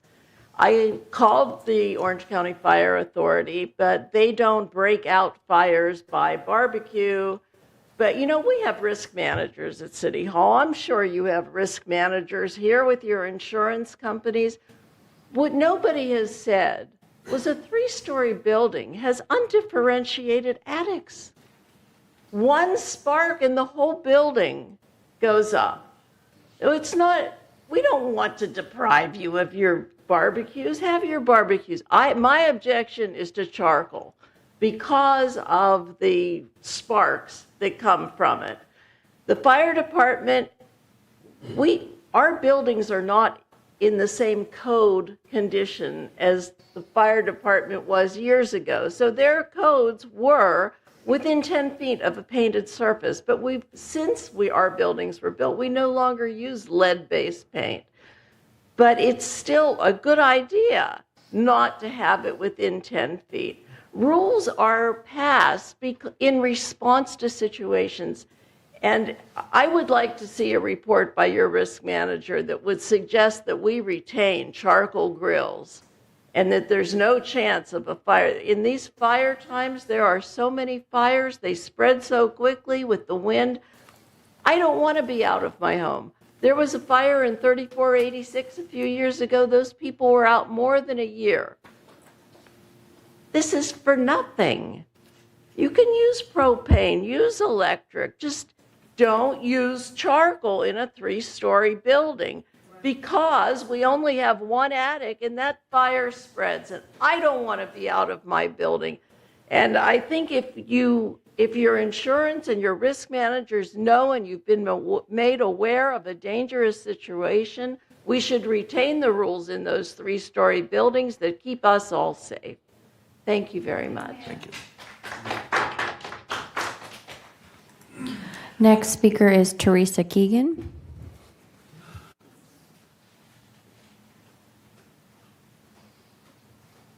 Thank you for your time today. I know we've all talked a lot about barbecues. I ask respectfully that this be rescinded. There's been no inventory of the 2020 grills, so it's absolutely unenforceable. There are already guidelines in Third's existing nuisance.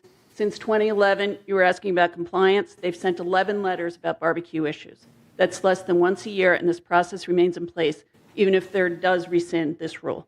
No fire department suggests a 10-foot setback. This is an arbitrary distance latched onto by GVA and seems to be a backhanded way to essentially eliminate any grilling. Even the cement patio pads in our rec rooms vary in size, and many would not be able to fall within the restriction. The only mentioned distance by OCFA is to keep children and pets 3 feet from a grill. Otherwise, it says to grill a safe distance from structures and gatherings. The professionals have spent years researching the most effective way to communicate with people, and I ask you to defer to their expertise. United has no regulatory barbecue restrictions, and barbecue fires have not been an issue there. Should charcoal be approved for use in Third, it may make sense to ban it from 3-story buildings.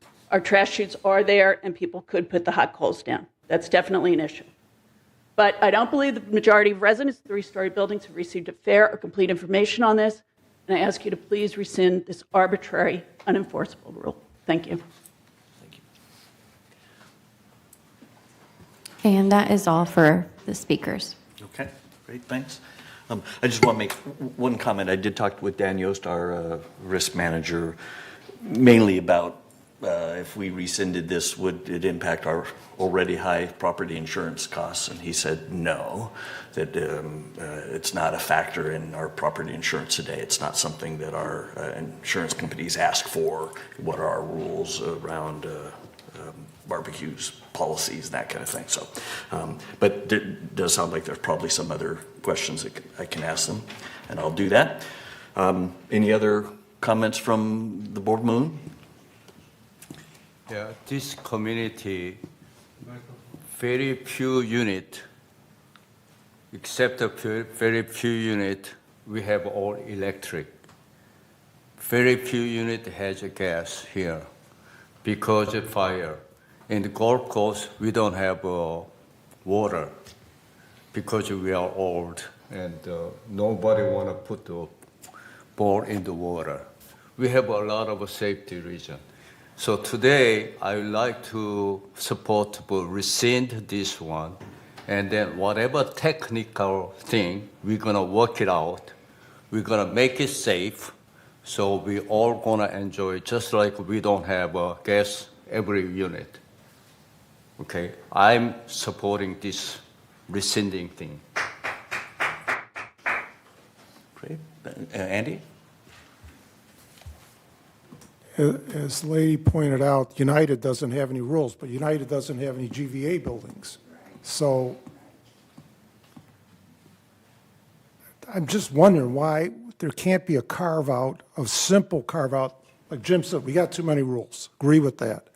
But maybe there are some rules. Guidelines are one thing, rules are another. Maybe the GVA or Garden Villas need a carve-out of something basic and then go with the guidelines for ACFA. That would be, a balance would be we had a special situation and we're dealing with it. But, all or nothing, black or white, that's not what the situation is. GV buildings are different. There's a different risk level, and we need to recognize that. And maybe some not a lot, but some rules are necessary, whereas the rest of them can go with the ACFA guidelines. I wish the resolution was worded that way, but it's not. So I have a quandary. That's all I want to say. Okay, great, thanks. Anything else before we vote on this one? Your hand up, Rob? Sorry. One more comment. When I did this research years back, there was a specific carve-out for single-family residences, and I think it included duplexes, but it did not address triplexes, and we have those too. But there was a carve-out. That's all. Okay. All right, thanks.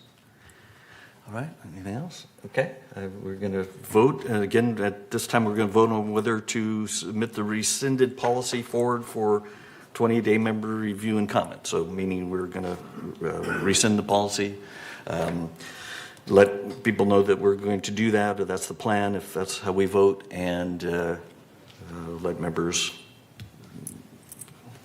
consider that.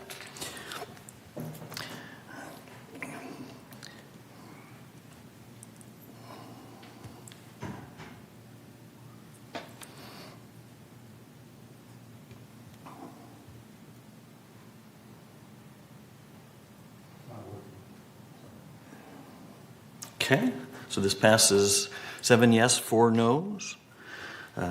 So this rescission of this policy is now on 28-day member review and comment. Thank you all. Thank you, members, for your comments. Appreciate it. Agenda item 14B. Hold on just a second. I'm going to stop us. Jules reminded us that we've all been sitting here for, not today, we've all been sitting here for 2 hours and 15 minutes. Let's take 2 minutes, stand up, stretch just a second. Try not to leave. We're going to start. We're going to start since we still have a bit to go.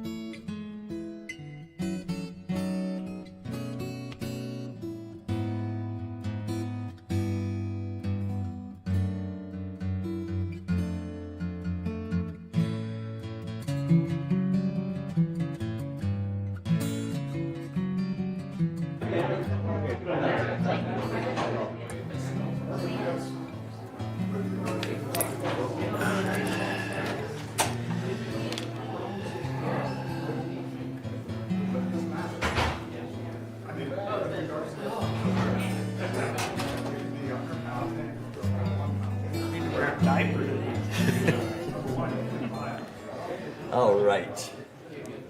SK's on his way.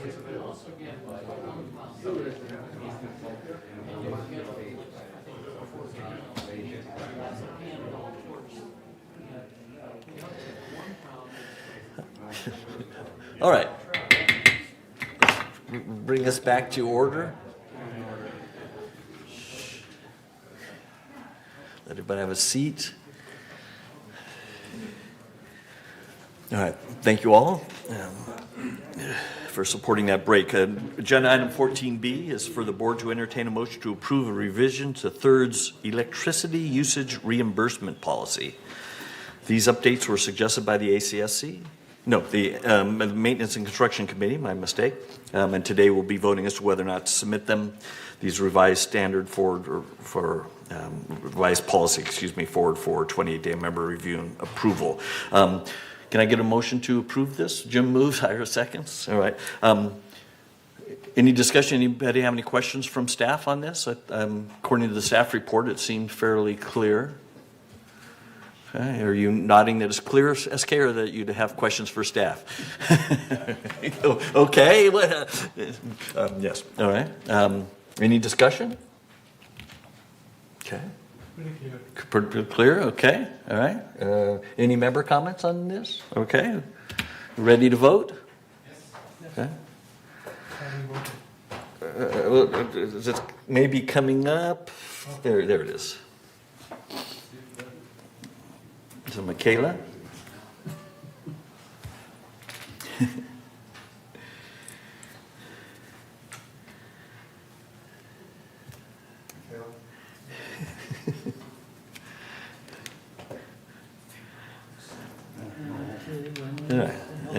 Okay, so this is passed unanimously. Jay, thanks for being ready, just in case.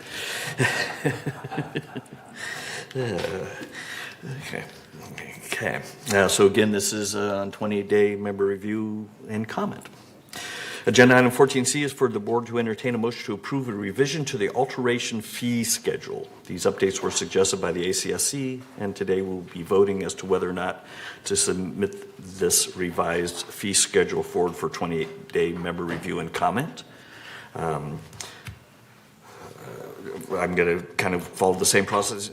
Can I get a motion to approve this? Jim moves. Somebody on this side, Kush seconds. There you go. Anybody have any questions for staff on this? So, okay, all right. So, looks like Ira does. No, it's just a little housekeeping, Bart. Can you move the unauthorized alteration fee, instead of looking like a header on the page, move it to the bottom of the page or a little bit lower? Same with the variance processing fee. Since those are both less common, I don't think they should be featured as the number one item on the page. It's just a little housekeeping, just to move that section down below. That's all. And that should, I don't have any problem with that. Okay. Good suggestion. All right. So last month we talked about this and we kind of tabled it back to committee, mainly because we were trying to keep the prices out of the resolution. Yet they're still there with some disclaimer or something. I mean, I prefer to see the resolution referencing a alteration fee schedule document and have nothing else about prices in the resolution, current, future, anything like that, and have the alteration fee schedule separate as a document. So I'm not comfortable with voting for this yet. That is the way we described That's it. what I thought we had talked about last time. So That all the fee schedules, not just this one, but all of them, should be separate from the policies. From the resolutions themselves, yeah, so that we don't have to go through a lengthy process. Yeah, in order to either lower due to efficiencies or raise the rates due to problems. All of these need to be outside in a separate schedule, which I thought naming it alteration fee schedule could be fine, but reference that and nothing else within the policy, if you could amend the policy to do that. So do we want to table it till next time? Is that? We have a motion to accept it, so if somebody wants to amend that motion or... No, but I'd like to make a comment. I'd like to see us go ahead and pass this through now and then do a revision of it afterwards so the policy goes into effect and the change in fees go into effect now for the members. You know, because our fee structure, anything over 10,000 in remodeling is a $700 fee right now. And this new structure is going to change that to where it drops that significantly for the members.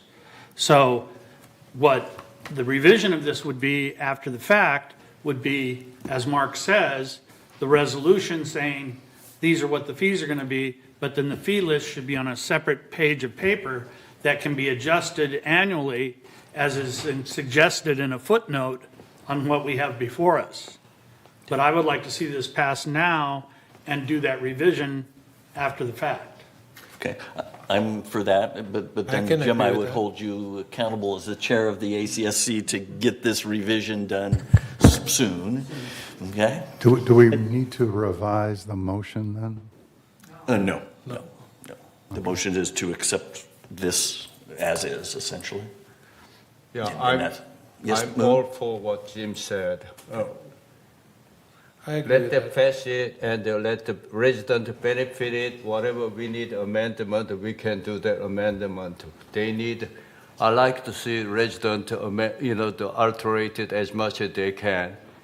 And all these buildings are very old building and not very good building start with. They are trying to improve. I want them to improve as much as on their cost, not on my cost. Sounds good. And just one other further comment is that at the ACSC yesterday, this is what we implied that we wanted to have done. But because once in a blue moon, the second Tuesday and the third Wednesday are back to back, there wasn't time to redo it for the board today, and we don't want to delay it another full month. Okay. All right. Got it. I hear Well, you. we I don't mean, need to do any changes in our Motion? motion. No. Just pass it right now. That's And then do a new action to amend whatever to thing you pass want. another one Correct. in the future. Okay. Any other comments, questions? Any member comments, question on this? Oh, Jules? One of the first jobs I had as a lawyer was to deliver to the Supreme Court offices downstairs in Manhattan certificates of doing business. The fee at that time was $5.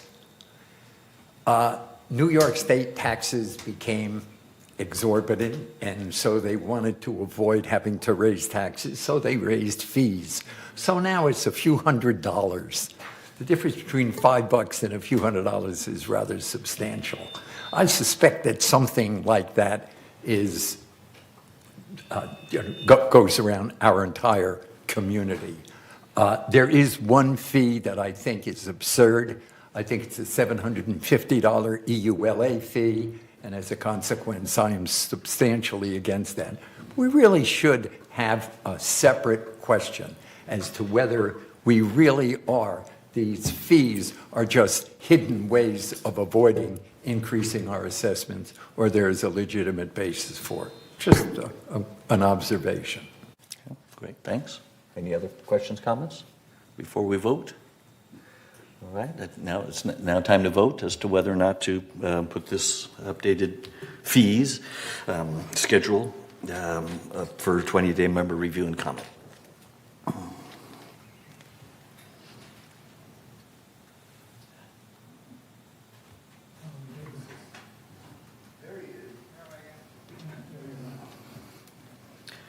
Okay, so this passed 10-1. Thank you all. And Jules was for those of you who might not be able to see this and watching on TV, Jules was the one that said voted no, which is fine. I just clarifying that. All right. Agenda item 14D is for the board to entertain a motion to approve revisions to the Maintenance and Construction Committee Charter. These updates were suggested by the M&C Committee, and today we'll be voting as to whether or not to accept these revisions. Can I get a motion to approve the revised M&C Committee? So SK moves, Andy seconds. Thank you both. Any questions, comments from members of the board? I know that the M&C Committee has been talking about this for quite some time. All right. Okay, any member comments, Michaela? Okay, right. Ready to vote as to whether to accept these? All right, let us vote. And again, we'll be voting to accept these. There's no 28-day review of charters.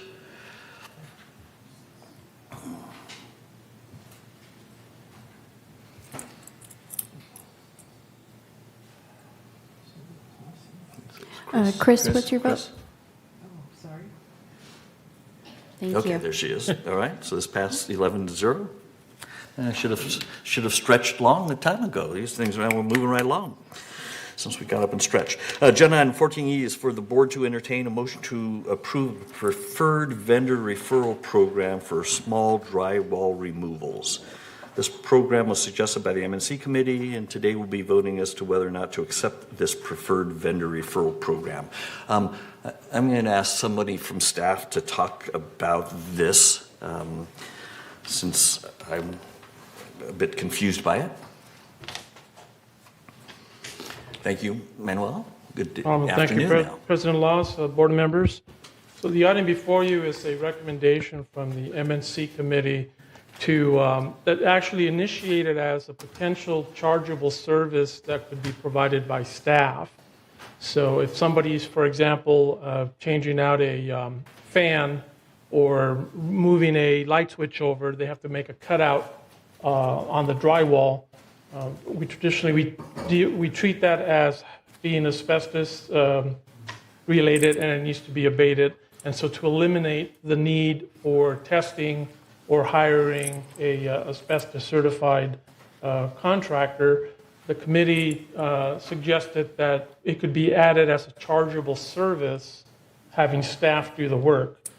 When we evaluated that, we don't feel that we have sufficient resources to provide that service to the community based on all of the remodels and the minor work that's going on. So we suggested, and the committee concurred, that in lieu of having staff do it as a chargeable service, that we make a referral to a reputable vendor who is now already working in the community. And we negotiated a cost for that service. So what the committee is recommending that the board simply adopt a preferred vendor referral program for this specific work task, and that when members contact our manor alteration staff or our maintenance staff inquiring as to how they can get this service done, we would refer them to that vendor. The transaction would be 100% between the member and the contractor, and staff would not be involved at all, just like they wouldn't be with any other remodel or any other minor construction work that's taking place in any manors. I will indicate that and remind the board that recently you eliminated your recommended contractor program, so this would be an exception to that program.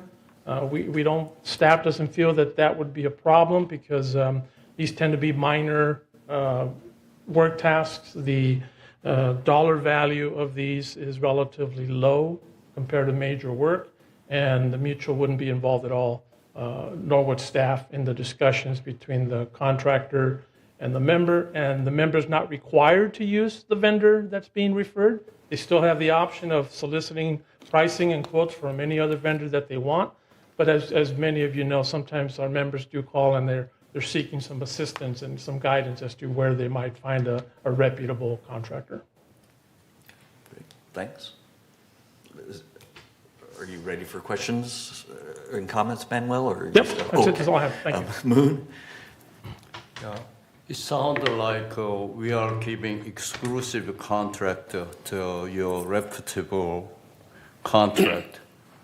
Is there any way we can control from resident and exclusive or reputable contractor price as a board or the fee? Can we control if it's a chargeable service? We have some hand on the price or the fee, but right now the way it is between resident and the reputable exclusive vendor, we don't have any control over their fee schedule. No. So I have some problem with that. It's, Because you have.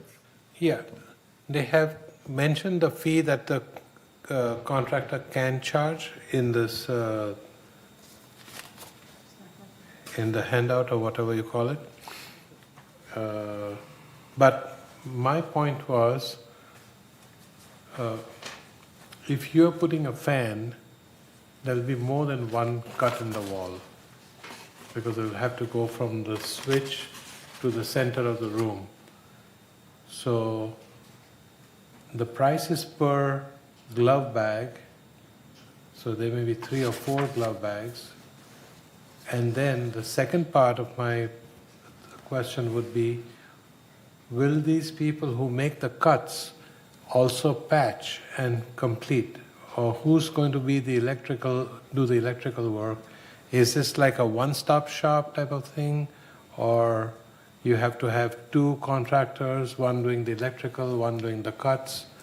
So, I need to understand, if I have to put a fan, what do I have to do? I don't have that information with me. I don't know if any of the MNC committee members remember the discussion on this or not. I'd have to get that information and get back to you. Yeah, and the second part would be, can we have a more than one, means 2 or 3 people, like, I don't like what I heard from this contractor, can I try the second one, type of thing? Or are we going to have just take it or leave it, one choice? As I indicated, the member would have the option of getting as many prices from any other vendors that they want. We're trying to minimize staff involvement in this. This is not something this is not a service that staff normally would provide. We're just trying to be helpful in assisting the members. So we would recommend that the board, if you want us to solicit pricing from other vendors, we're happy to do that. But again, the intent here was to try to keep this with minimal staff involvement and only offer it as a service to the members. Right now, a member can go out and get a vendor, any vendor they want, to do this work. Okay. That answer your question at the moment? Ira, and then Jules? Completely. So this is just a general comment. I'm going to be voting no on this because this only puts liability on the association. That is the reason why every association eliminates a preferred vendor list. It puts us on the hook for everything, whether it's a great price and great work or not. Everybody makes a mistake in every field. That's just fact of life. And the association cannot entertain additional liability for exclusive contracts between an owner and a vendor. There's just too many things that can go wrong, and the liability is excessive. Unless you would like to put up a bond and take on personal liability like we would for this kind of thing, I don't think it's worth doing. Jules? I can answer some of the questions that Kush asked. Several years ago, we completely tore out a large area of our living room and a large area of our dining room. Basically, big H, a big cut all the way down, 2 cuts and one in the middle. We took out a fan, an electric fan, the light fan, and we put in hi-hats. And we did the same thing in our dining room. The whole thing was one application, one person came in. You didn't have a whole bunch of them. You didn't have to do anything with you didn't have to cut out the switch. All you really had to do is to rewire up on top. Once they cut that out, what the remediation customers do is they line the area that they just cut out, so it's completely secure. Then somebody just comes in and puts in the lights, and then puts in the hi-hats, and then, How many years sheet- ago was that? 3, maybe 4. The real thing that bothers me about this whole thing is that cost us maybe $1,000 or whatever it was for a company to come in, cut that out, do the remediation, do the air checking, right, by the statute, and give us a clean bill of health so we can go to and finish the alteration, which was completely permitted and it worked out beautifully. I thought that our bag and glove people doing it ourselves would cut out a huge amount of the cost, because these remediation people now come in and they gotcha. You have to use them. You have to use somebody. And therefore, they've upped their prices gigantically. And so in fact, I actually went in and checked the law. It would have been very easy for me to qualify to do that bag and glove myself. I decided not to. It wasn't such a hot idea. But the point is, if we did the bag and glove ourselves, would we still have to bring in outside people to do check the air to make sure, or could we do that ourselves also? And if we could, why don't we? We don't have the staff resources to be able to do that. If the board wanted this to be included as a chargeable item, we would have to look at how many additional staff people we'd have to add. So it would require an increase in staff levels. But we could charge a lot less than these people who are soaking us from the outside. Yeah, so- It's just a proposal. No, That's what I think where we understand, should- but as indicated in the staff report, if we were to do this as a chargeable service, we estimate it would cost a member for us to do it about $220 per bag. Great. The contractor has agreed to charge a member $182 per bag. So we felt the cost was relatively the same. If we could refer them to a contractor, then that would eliminate the need to add staff to be able to do this additional service.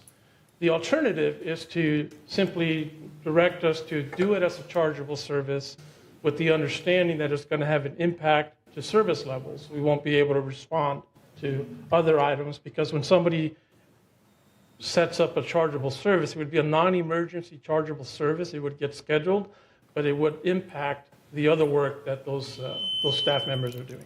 But it would be a great way of making money ourselves. We wouldn't make any money. We charge what it costs us to do. There would be no, it wouldn't be a revenue thing We're for us. non-profitable. Yeah. All right. Moon, and Ralph? This asbestos deal is mandatory. We have to do by the law whenever we do something with it. And I like to put this on the chargeable service on our shoulder. Make a profit or make a negative, doesn't matter. Because I don't want residents to be ripped off by outside service.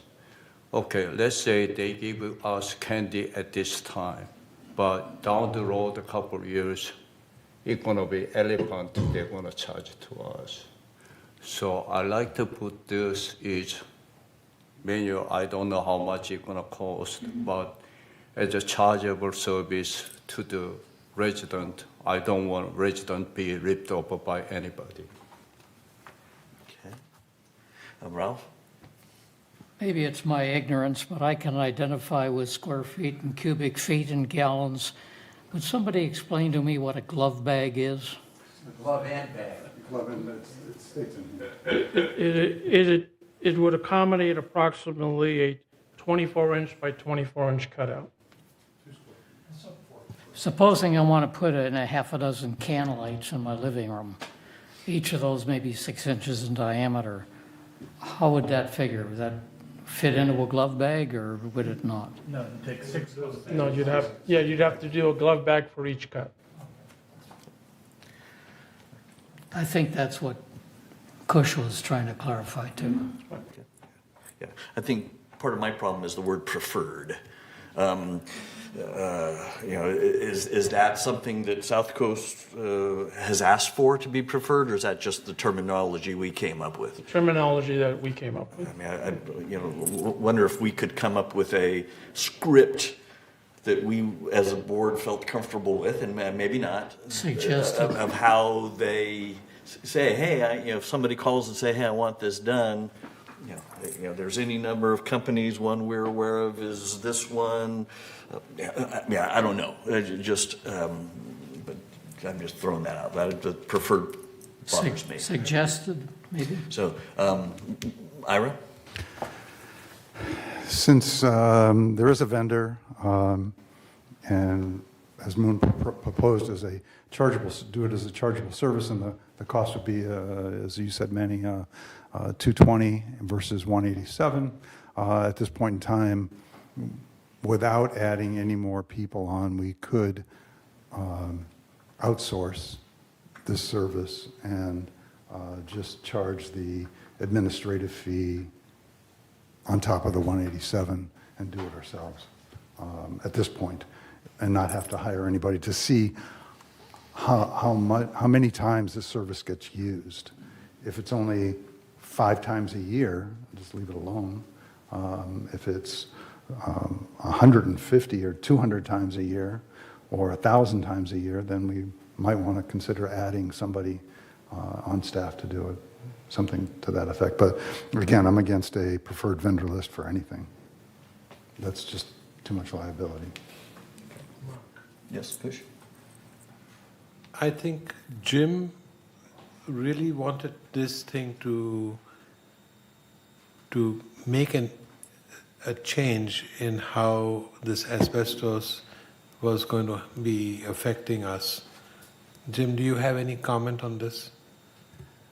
I'm with Moon. I'm still in favor of this being a chargeable service, even if it's a little more on our part. The combination that Ira's suggesting, where it's a chargeable service, we just do the administration of a vendor. But again, that's still giving an exclusive contract to the vendor without sending it out to bid. So the complication is, I think we should go one way or the other, but I don't think we can do the preferred vendor. And as to that part, I think we should defer that until we speak to the attorney, or just arbitrarily say, we're going to do this as a chargeable service and do it in-house. I agree, but there was another side to it that we were discussing a few months ago, that you were trying to lower the cost to the residents of these asbestos testing, because when you end up doing, if you remember, the idea was it was coming up to a $2,000 to more dollar expense to put up a fan. So we were trying to see if we could reduce that to a $200 or $400 expense, besides the electrical, the appliance itself. Yeah, So- I can answer that. The reality is, it costs around $600 to do the inspection. It costs about $500 to do the air clearance. Right. And then it costs whatever it costs to do the abatement.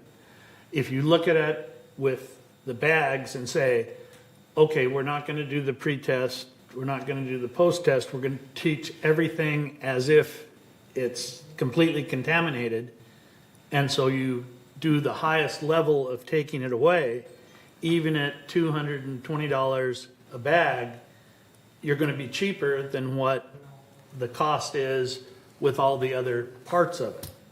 So to me, you're taking away the factor, like Moon says, of this vendor, down the line raising their prices, or they have to make 5 cuts, they charge them $180 for the first cut. Maybe they'll charge them $160 for the second cut. Maybe if they have 5 cuts, they'll be discounted and not at the highest rate.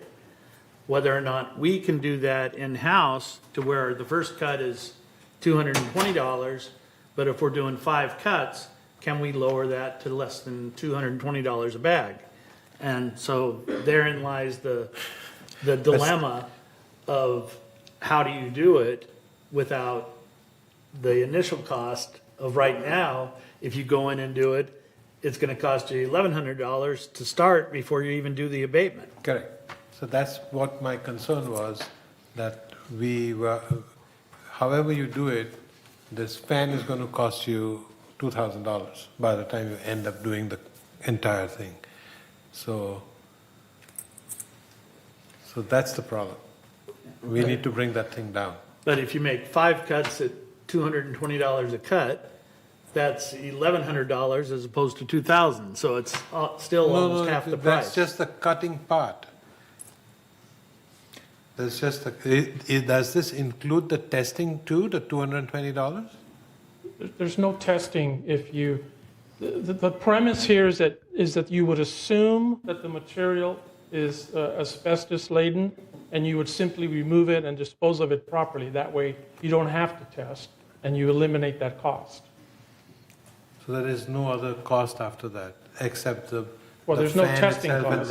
the- It's going to depend on what the work is, what the member is doing, what improvements they're making. So we just use it like an example of putting a fan up. So that's what I mean. Well, it's still going to be only the asbestos removal.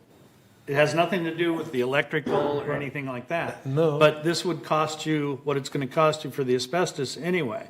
So if you eliminate $1,100, and I'm using the example of 5 cuts, which most of the time you're not going to have to make 5 cuts to wire the thing, and depending on where the rafters are running, you may only have to make 2 cuts. 2 or 3. Yeah, and so you've eliminated $1,100 to start with. If you have 3 cuts, that's $660. You've already made it so much less than what just the testing costs, not even counting the abatement. So basically, if you had to do all the testing and do the cuts, you'd have $1,100 plus probably another $1,100. And here you're marking it down for 3 cuts to $660. And again, we're only referring to the asbestos, not anything they're doing within that. I understand all this. I would recommend that we write it clearly that everybody else understands this. And that's why I'm questioning that. Yeah. So, But staff is saying that they can't support this with their current staffing levels without that's a different impacting point. service? That's a different point altogether. Yeah. Well, and along with that, though. Yeah, but it has to be resolved. I mean, it's a different point altogether, but it has to be resolved. We can't just tell them to do it. But again, we won't know until we actually implement it, how many people are going to request this. You know, if only 4 people request it in a year, it's not going to impact staff that much. If 40 people request it, then it's going to.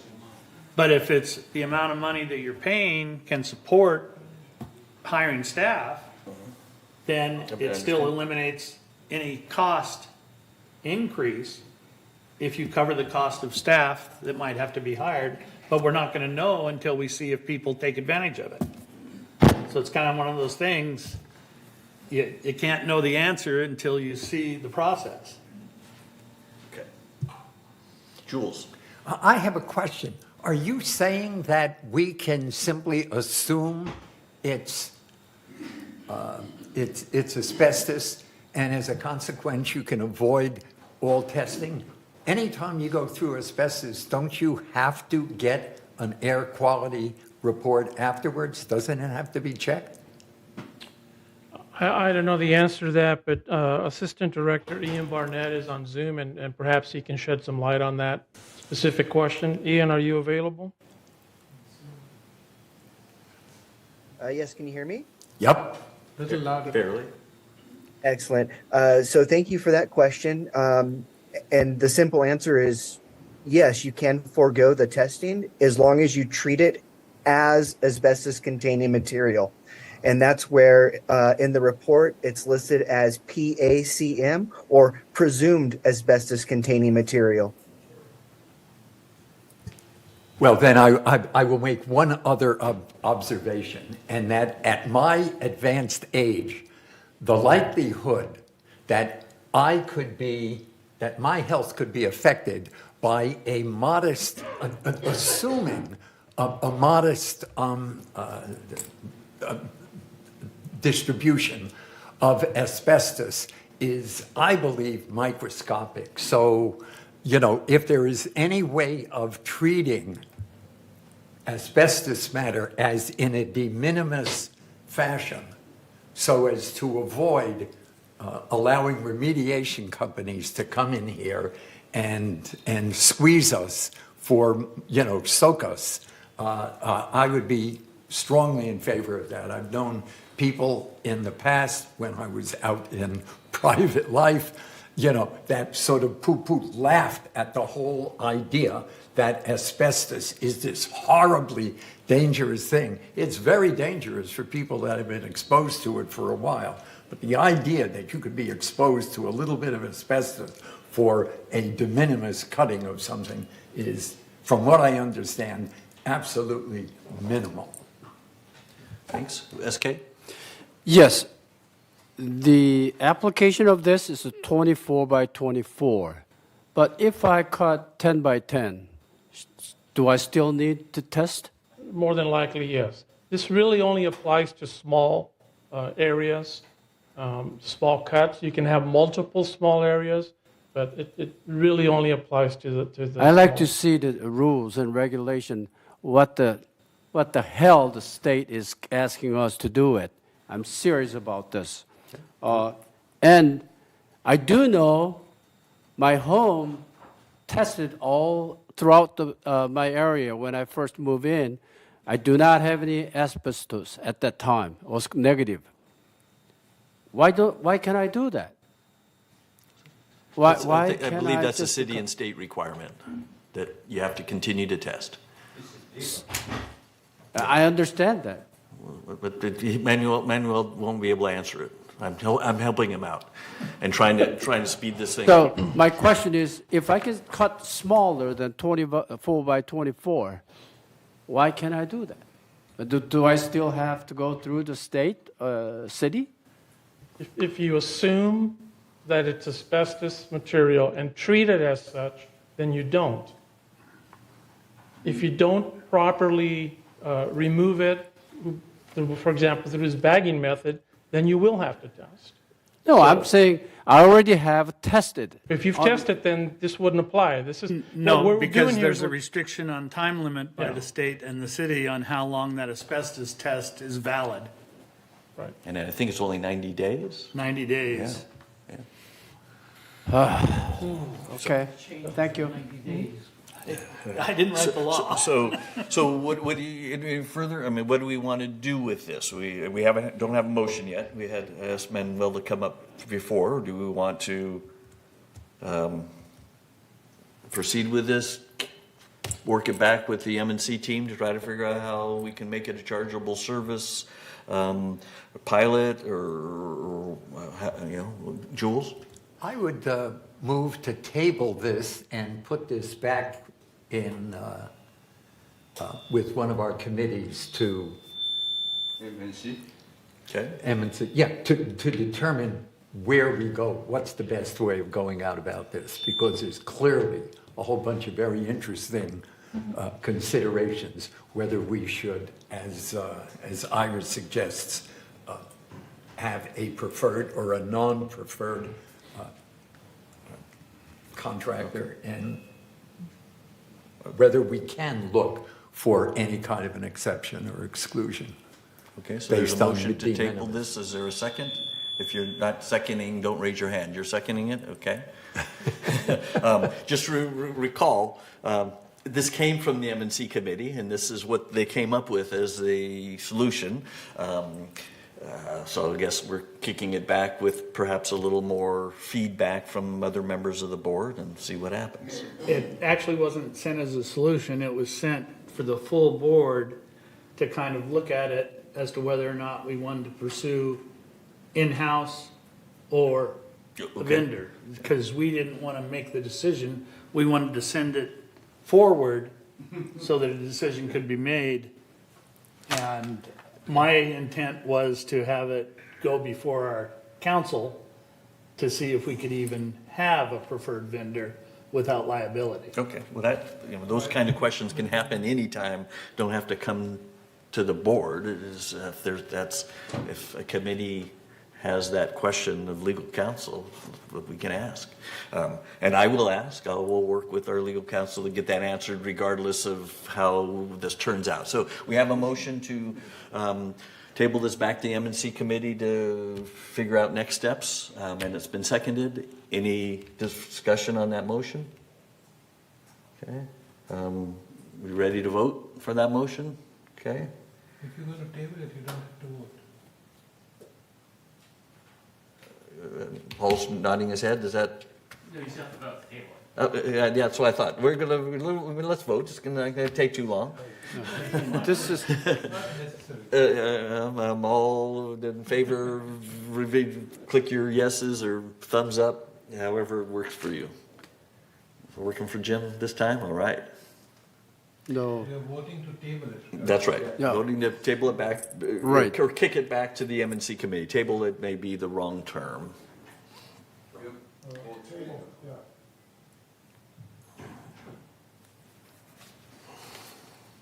Okay, and with 10-0, Ira has stepped out for an appointment, so he'll be back in a bit. Thank you, And Board. well- We'll work with the MNC on trying to refine this a little more. Okay, appreciate you being here to chat through this. Agenda item 14F is for the board to entertain a motion to approve 2022 operating surplus transfer. This program was endorsed by the Finance Committee. Today we'll be voting as to whether or not to accept this surplus transfer. I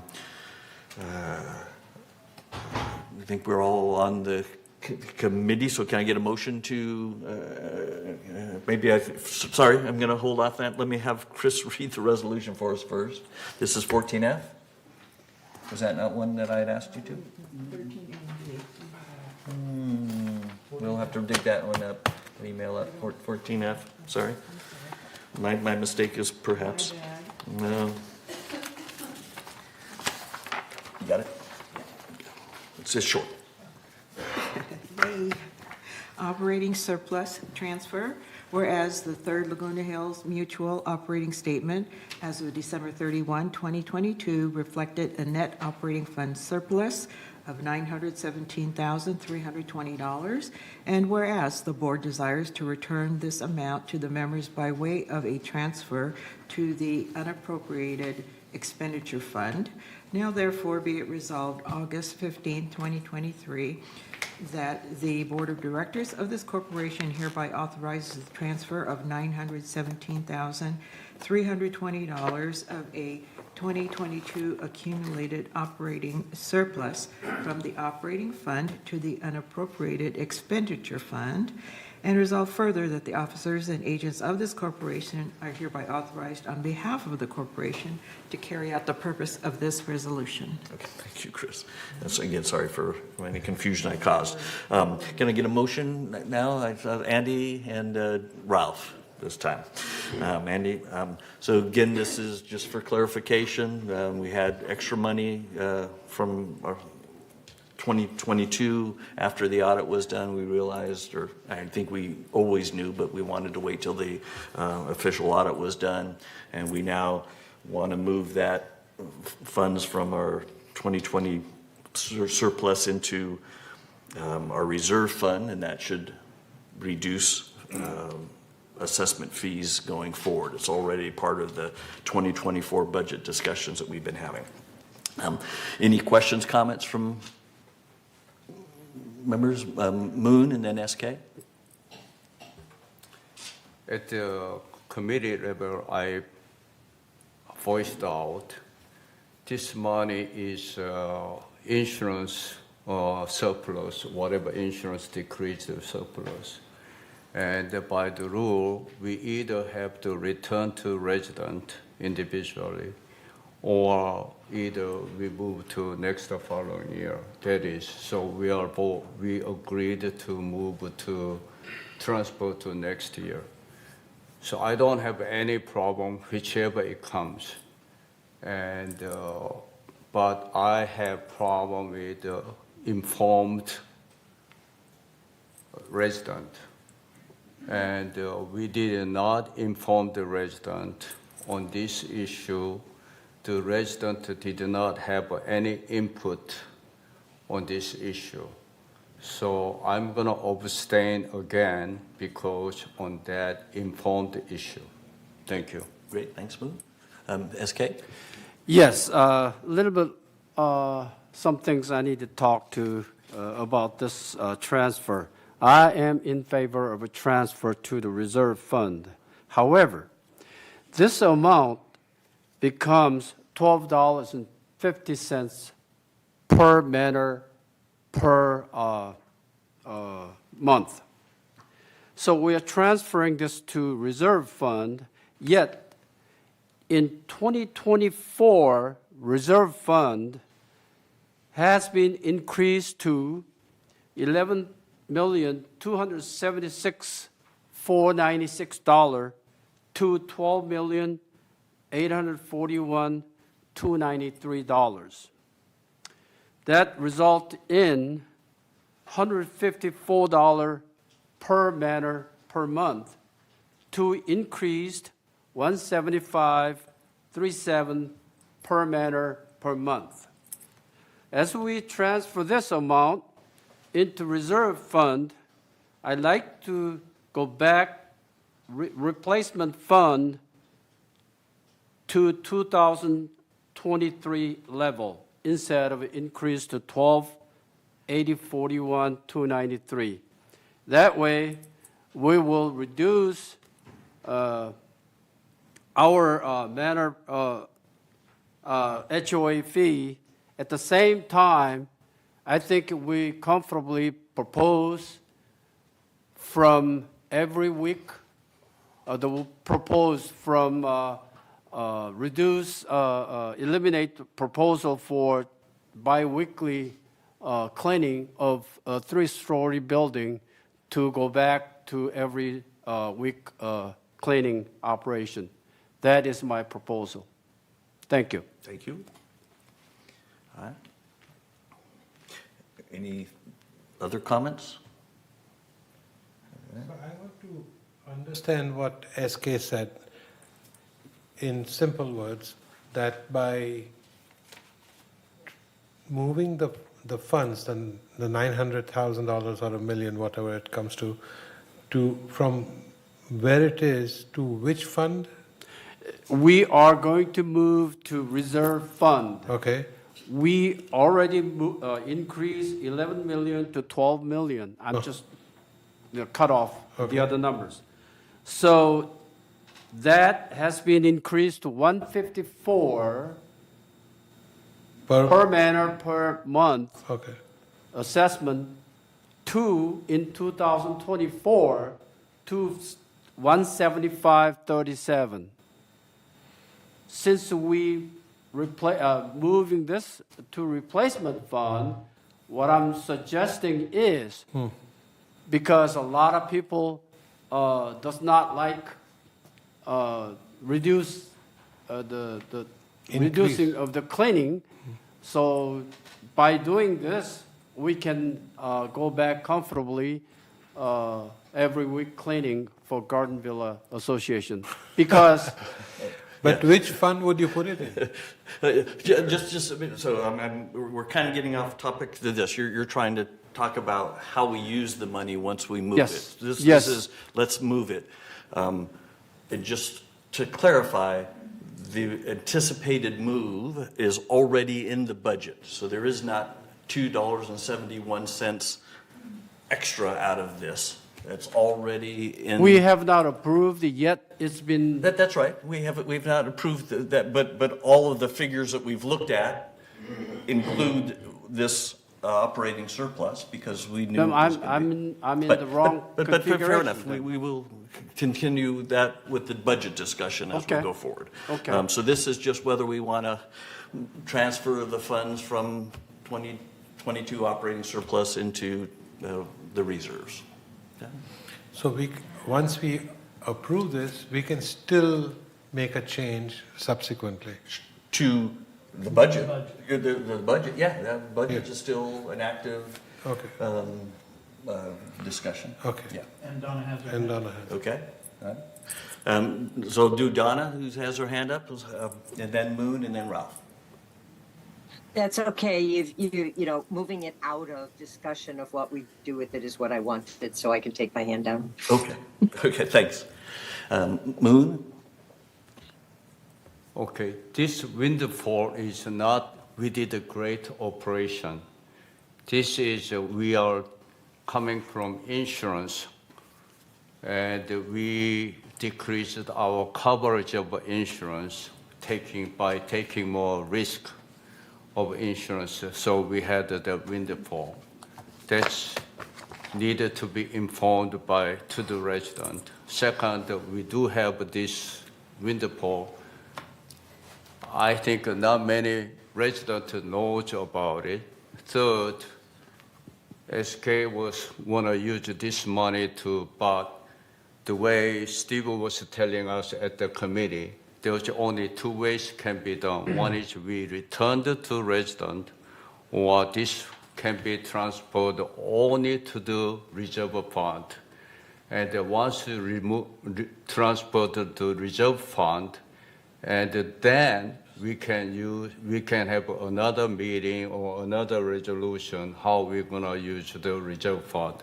We cannot split it at this time. Thank you.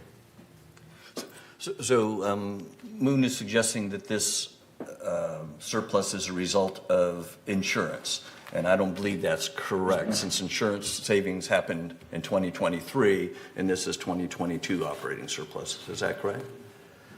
For clarification, in September 2021, when you approved the 2022 budget, there was an anticipation to get as much insurance for the full property value.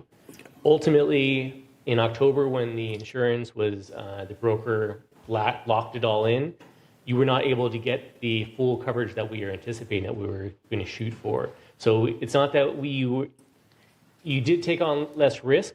You did take on more risk, but you took on as much insurance as was available. So if there was more available, you would have purchased more.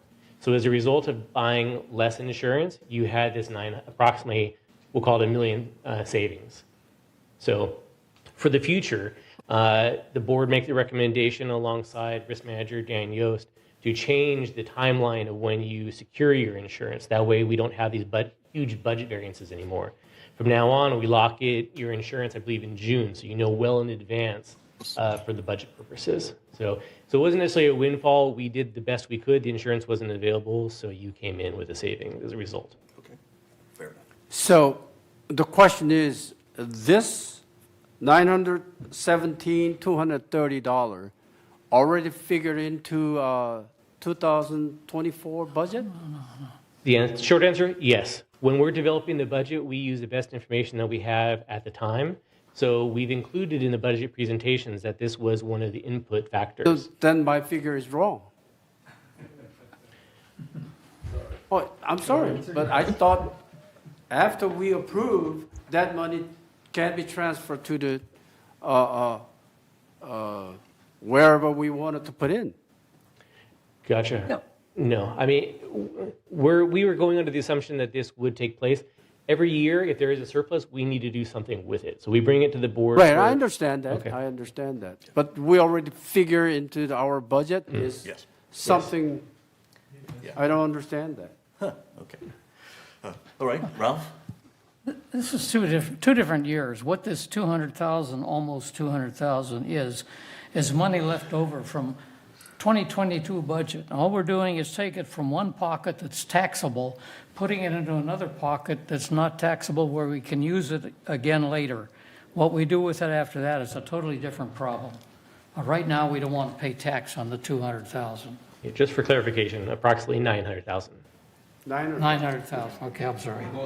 Little decimal So, point, I have a problem with yeah. decimal points when it comes to dollars. But Okay.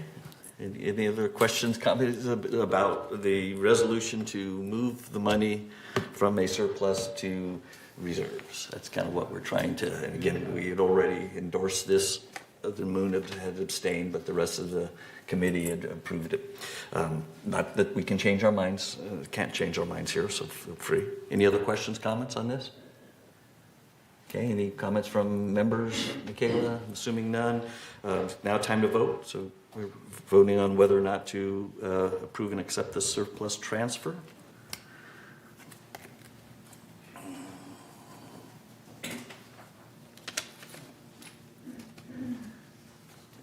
Work out, don't you? Yeah, you have to press harder.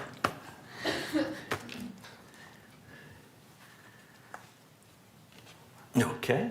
So Ira's out. We have 9 yeses and 1 abstention, and the abstention is Moon, as he mentioned. Thank you all.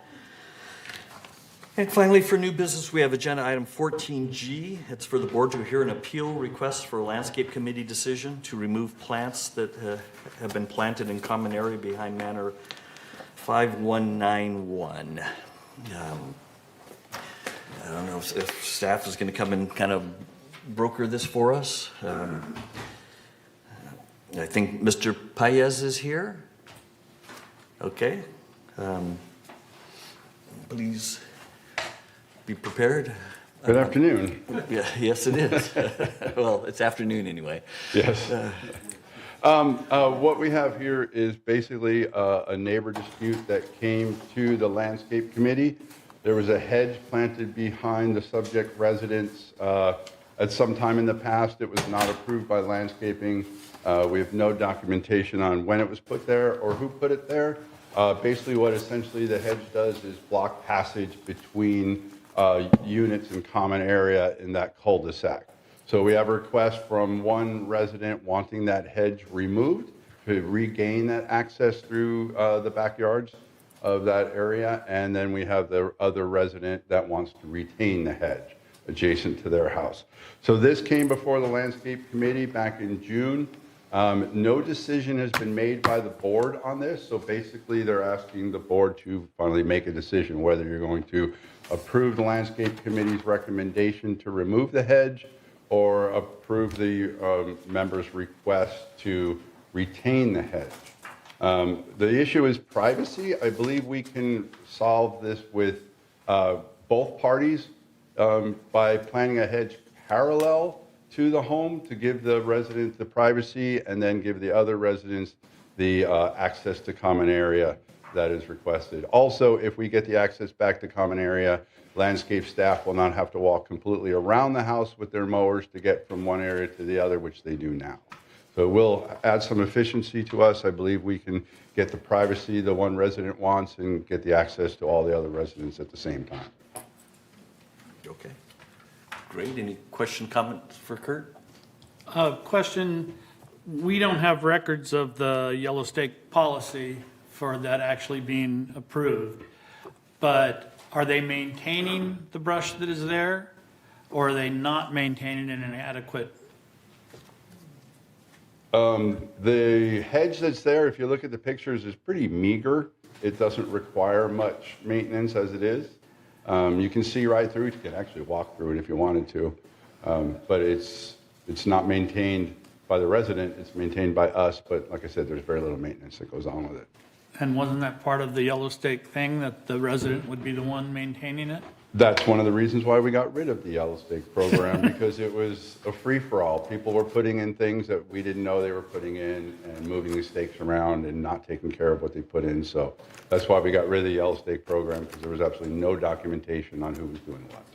So even if it was approved under the Yellow Stake, it's not being maintained by the resident, and so therefore it should be removed anyway. I agree, but I believe we can meet, like I said, both residents' requests by planting a hedge parallel to the building instead of perpendicular. I think that'll help everybody. So there is a solution already attained. Possible. Possible So we have to solution. figure out who pays for it. Okay. SK? Yes, fundamental question is the common area resident cannot put anything there to control their neighbors. Am I correct? That is correct. Common areas to be open for the use and passage for all members. Okay. So the 5191 resident claim is that we approved the Yellow State long time ago program? He is taking the word of the previous resident who claims they put it under the Yellow Stake program. Like I said, we have no documentation on what was put in under the Yellow Stake. It was basically a free-for-all. Okay. Thank you. And we have Mr. Piaz, who's appealing the decision here. Was there another question for Kurt? Sorry, Moon. Okay, I'm looking at the picture. Do you have this picture on the? Okay, which area they want to access? Is that big yard I saw, or in the backyard, or? If you look at the aerial picture that's in the packet, you can access all of the backyards, and most of Third, you can access the backyards. There are areas where the developer put in hedges, as such in Gate 11, where a lot of the yards are separated by hedges. But this is, the rest of these ones, you can access all of that turf area behind the buildings, except for the one hedge. Is that 5190 is left over the 91 or right side of 91? Left, it's two houses over. Okay, 90 is the left side. As we see picture, it's the right-hand side. Yes, it's right. It's the right-hand side. Right side. It's the one with not the left one. Yeah, the different colored. I've seen that. I went there twice to make sure. It is on the right side. The 5190, 5191 has that narrow path blocked out by shrubs. Yeah, correct. So 50 90 has, I see that the open area in between 90 and the 91. Right. Is that correct? Yes. Yes. So 90 want to pass through at big area and then go through that 91 backyard and they go to 92, 93. Is that Correct. what they want? Yes. If you look at page 33 of 34, it has all of the units numbered. Right. So that'll give you an idea of the units. If I may, on top of then that, I saw that all the neighbors, okay, I see it. Okay, all the neighbors signed, agreed, and they agreed with the 91. In the petition, all the other neighbors are going along with the 91's petition on this one. The original request from 5190 had 6 signatures of neighbors, there was away from. and 5191 has no signatures of neighbors. Oh, so 91 does not have any support from resident? Correct. Or neighbors resident? On the original landscape request I form. think there may now be two on page Correct. 28 of 34. So I mean, it's not all neighbors. So again, different neighbors are having the same issue. Some want it, some don't. Right. This is where I don't envy you, where you have to make. Yeah. Okay, all the other common area, they have access from front, right? So the question is, they want to have access from the backyard. Correct. Okay. They don't have any problem. They have access from front. Correct. Okay, thank you. SK again? Yeah, on top of that, if I may, the narrow path was created because previous owner put some flower pot beyond the patio. So artificially, it becomes very narrower compared to other units. That's how I see it, how I saw it. All right. So we have Mr. Piaz, who's appealing this landscape committee decision. You can come up here and we have all of the information that you've shared with us. Donna, did you have something you wanted to ask or say? I'm sorry. Yes, I pretty much. Hold on just a I'm second. sorry. Oh, Donna, did you have something you wanted to say or ask? Yeah, I didn't realize that the resident was going to speak. I was just going to say that we've heard a possible compromise that seems like it would solve the problem for everybody, which is what Kurt just mentioned, which was kind of making the parallel hedge. And so I was just going to move that we do that because that seems to solve all of the folks' concerns. Okay. All right. Great. Thanks. Mr. Piaz? Yes, I actually. Well, I'm going to give you about 5 minutes, if so, if possible. Oh, okay. No, it shouldn't take that much Okay. because I only submit my statement in my package, and that including a statement from my neighbor who will be affected by if this is being cutting down. This plan been there for about 6 years, from what I've been told, and it's really well maintained. If you look at the picture I sent in my package on the page 31. The flower blooming and all green. We've been taking good care of it. And again, this hedge is not between my house, which is 5191 and 5190. It's between my house, 5191 and 5192. And 5192 also have a statement presented to you, to the board in my package, that they wouldn't want that to be cut down. And they want that as their privacy. And the same thing with the house that affected by this, also signed the support for me to retain the shrub. And that there are two houses affected by this, 5210 and 5211 on Elvira. And that will be on the page 32. And again, although this is common area, but this is not an active passage. There's so many ways, so many streets in the gate 11. And all the houses in the gate 11 have their own shrub, hedges, plants, for their own privacy. Why couldn't we keep this? And when we transfer the house, the objection wasn't raised up by the inspector, because when you transfer the house, you have to have a transfer inspection. They pick up everything the previous owner corrected, but they did not raise this question. So, and we maintain very nice. If you see a picture, that's very nice. And to enhance the environment and the landscaping, we would respectfully ask the board to approve for me to retain that. Okay, appreciate that. Thank you. Thank you. Any questions for Ms. Piaz? Yeah. Okay, all right. Also, the previous statement the statement from my previous owner also submitted to the package, because they have a history much more than me. Thank you. And one more thing.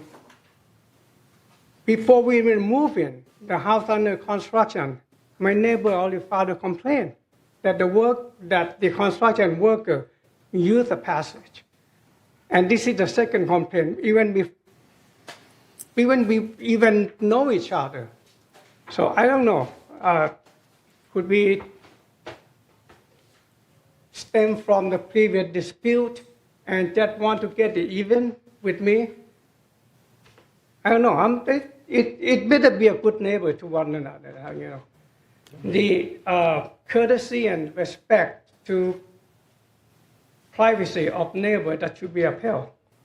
I don't go around and walk behind some dear neighbor. Just want to have a shortcut.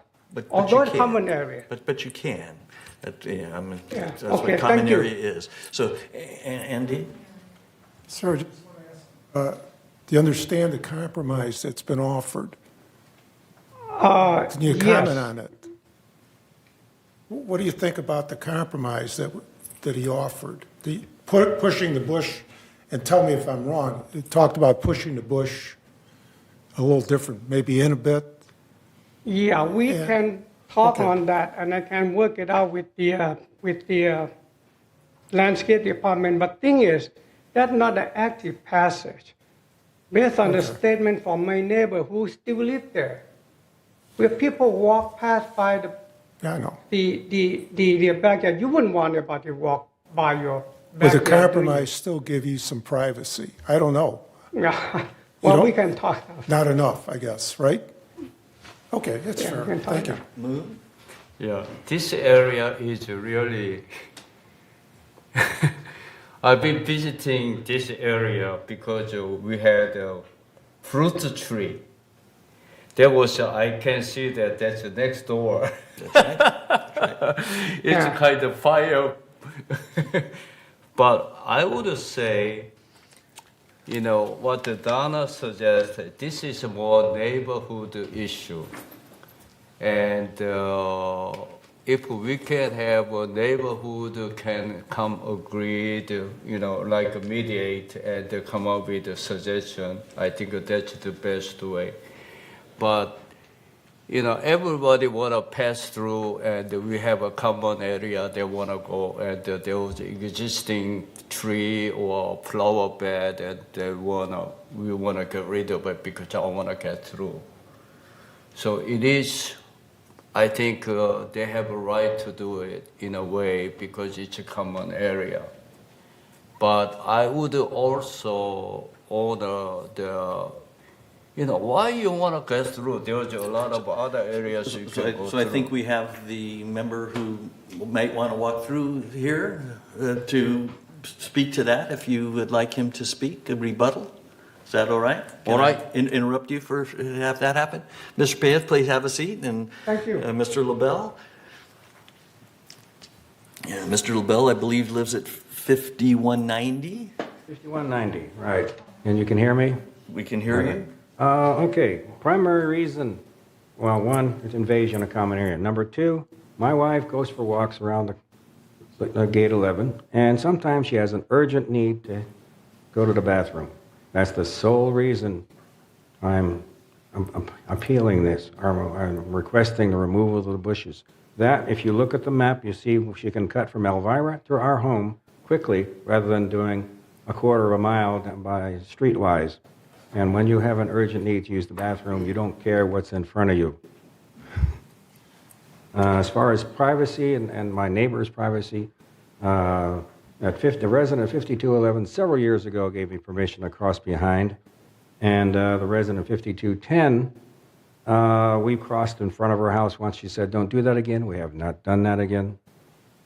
At 5211, I was walking in the area to show a friend of mine the flower wall, and later on, not that time, so when we had a chance to talk, she says, don't do that again. I was naked in my living room. Well, for one thing, I wasn't looking. For number two, in the daytime, you cannot look through a window unless you're really close to it. And also on privacy, common area, no one on the first floor in Laguna Woods has total privacy. Let's see, the landscapers come by without notice. The lawn mowers come by without notice. 2 days ago, someone working over at 5191 decided to take a rest under a tree for his lunch hour right behind 5190, not 5191.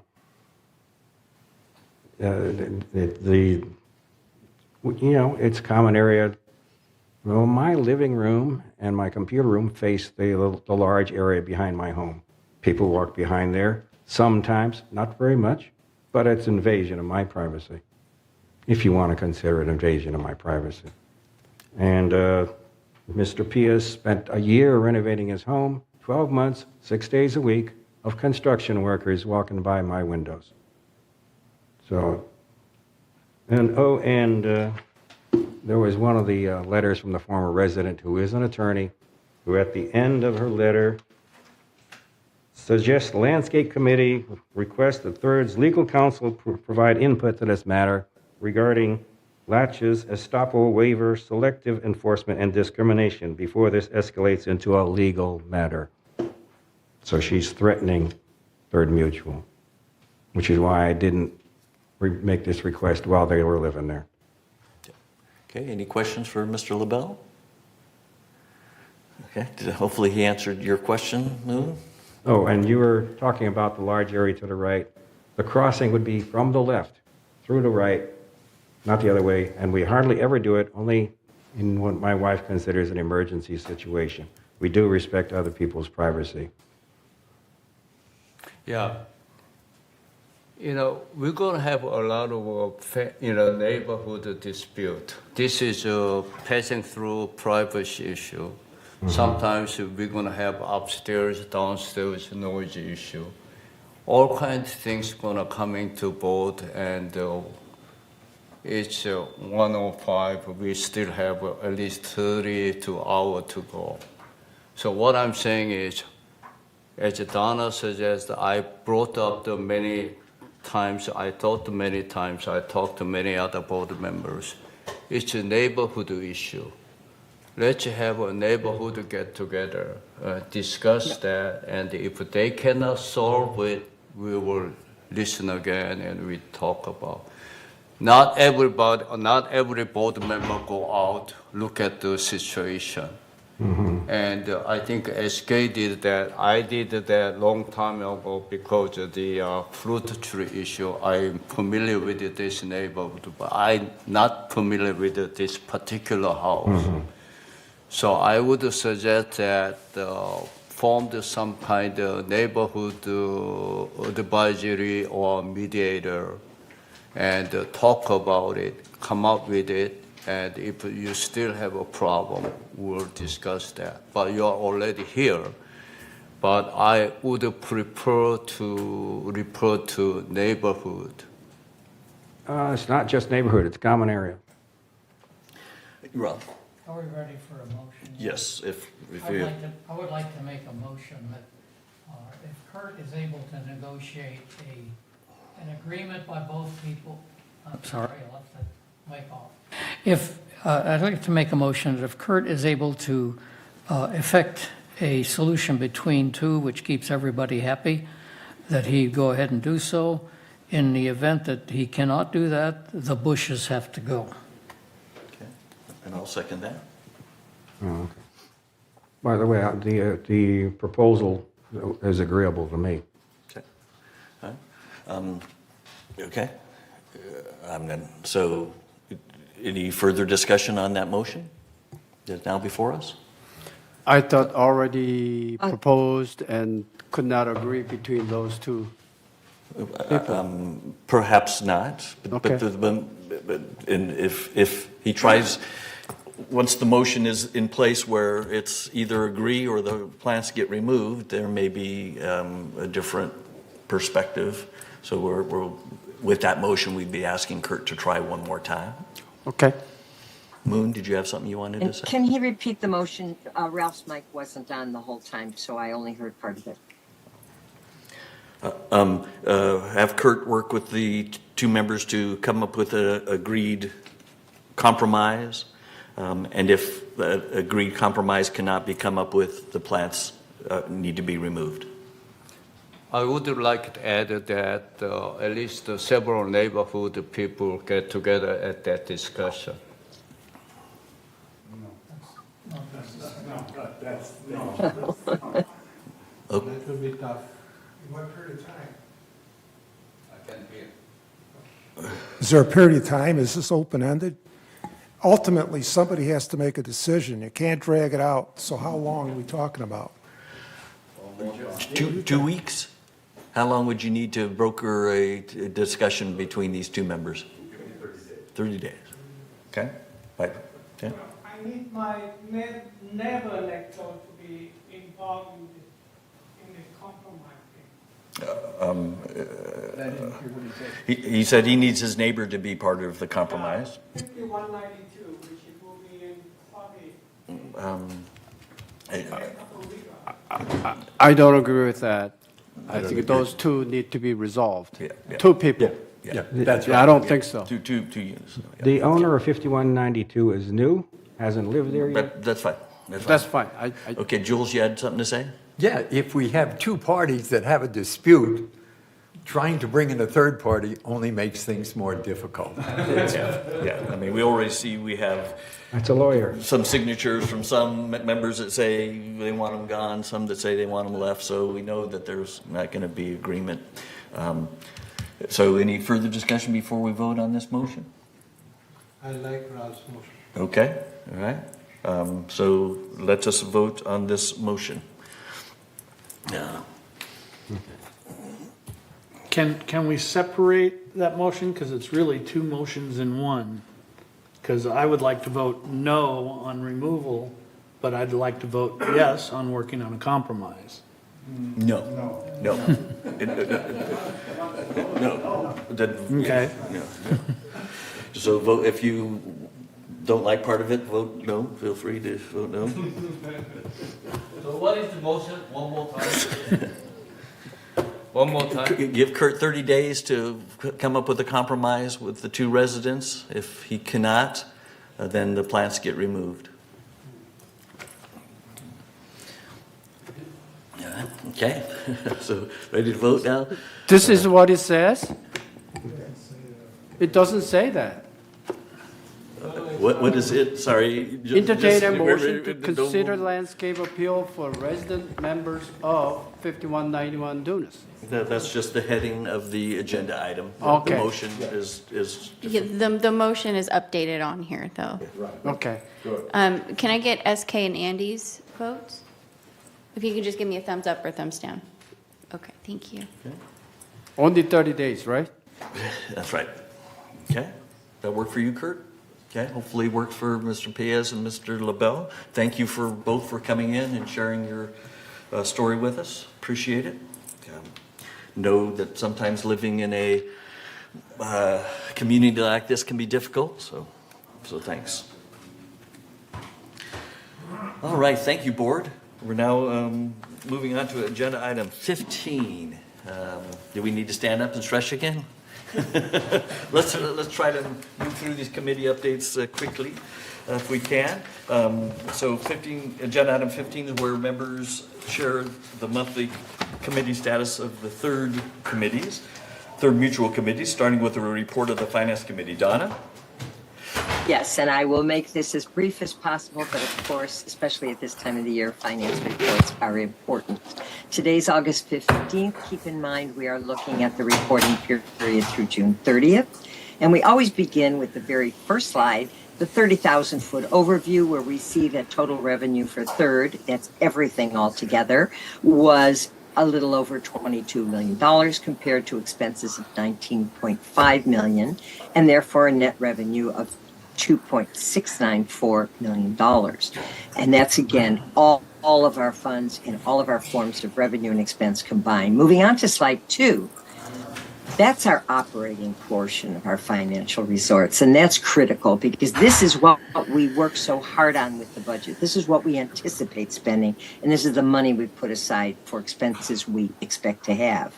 And the operating fund does show a surplus of a little over, almost actually $1.2 million through the reporting period.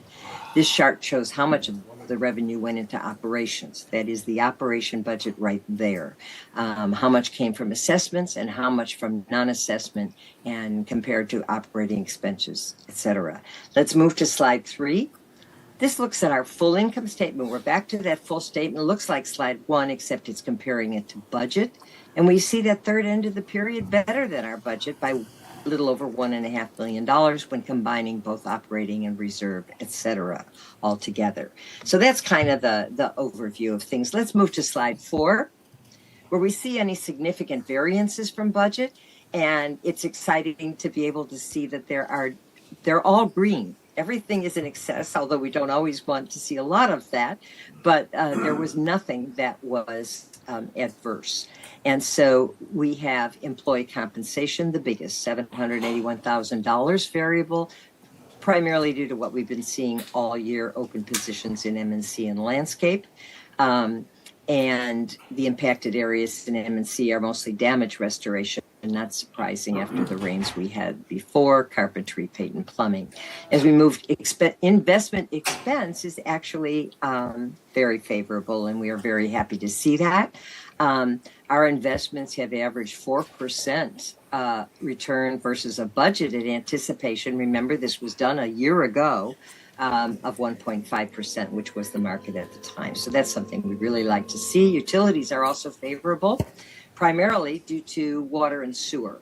Water was favorable, and thank you to all of our members and everyone's hard work. Favorable $156,000 due to 25% lower consumption than budgeted. Some of that is landscape and parts of the new system that are in place, and a lot of it is residents and conservation efforts. And so they're proving effective, and we are very, very grateful to everybody. Sewer was favorable, resulting from lower sewer rates. Sewer rates, unfortunately, rates are going back up again next year, but we know what they are anticipated to be, and that will be considered in the budget. Outside services was favorable, primarily from waistline remediation that started later than anticipated. So remember, this statement was June 30th. And as we move through the year, we anticipate catching up in that area. As we move to slide 5, the pie chart where you can get a visual picture of what's happening, we see our non-assessment, and this is revenue and non-assessment revenues, $154,000 by category, starting with the largest generating categories of, yes, investment interest income because of the changing interest rates in the markets, and chargeable services. Remember, we do have them federally invested because of safety, which is our primary thing.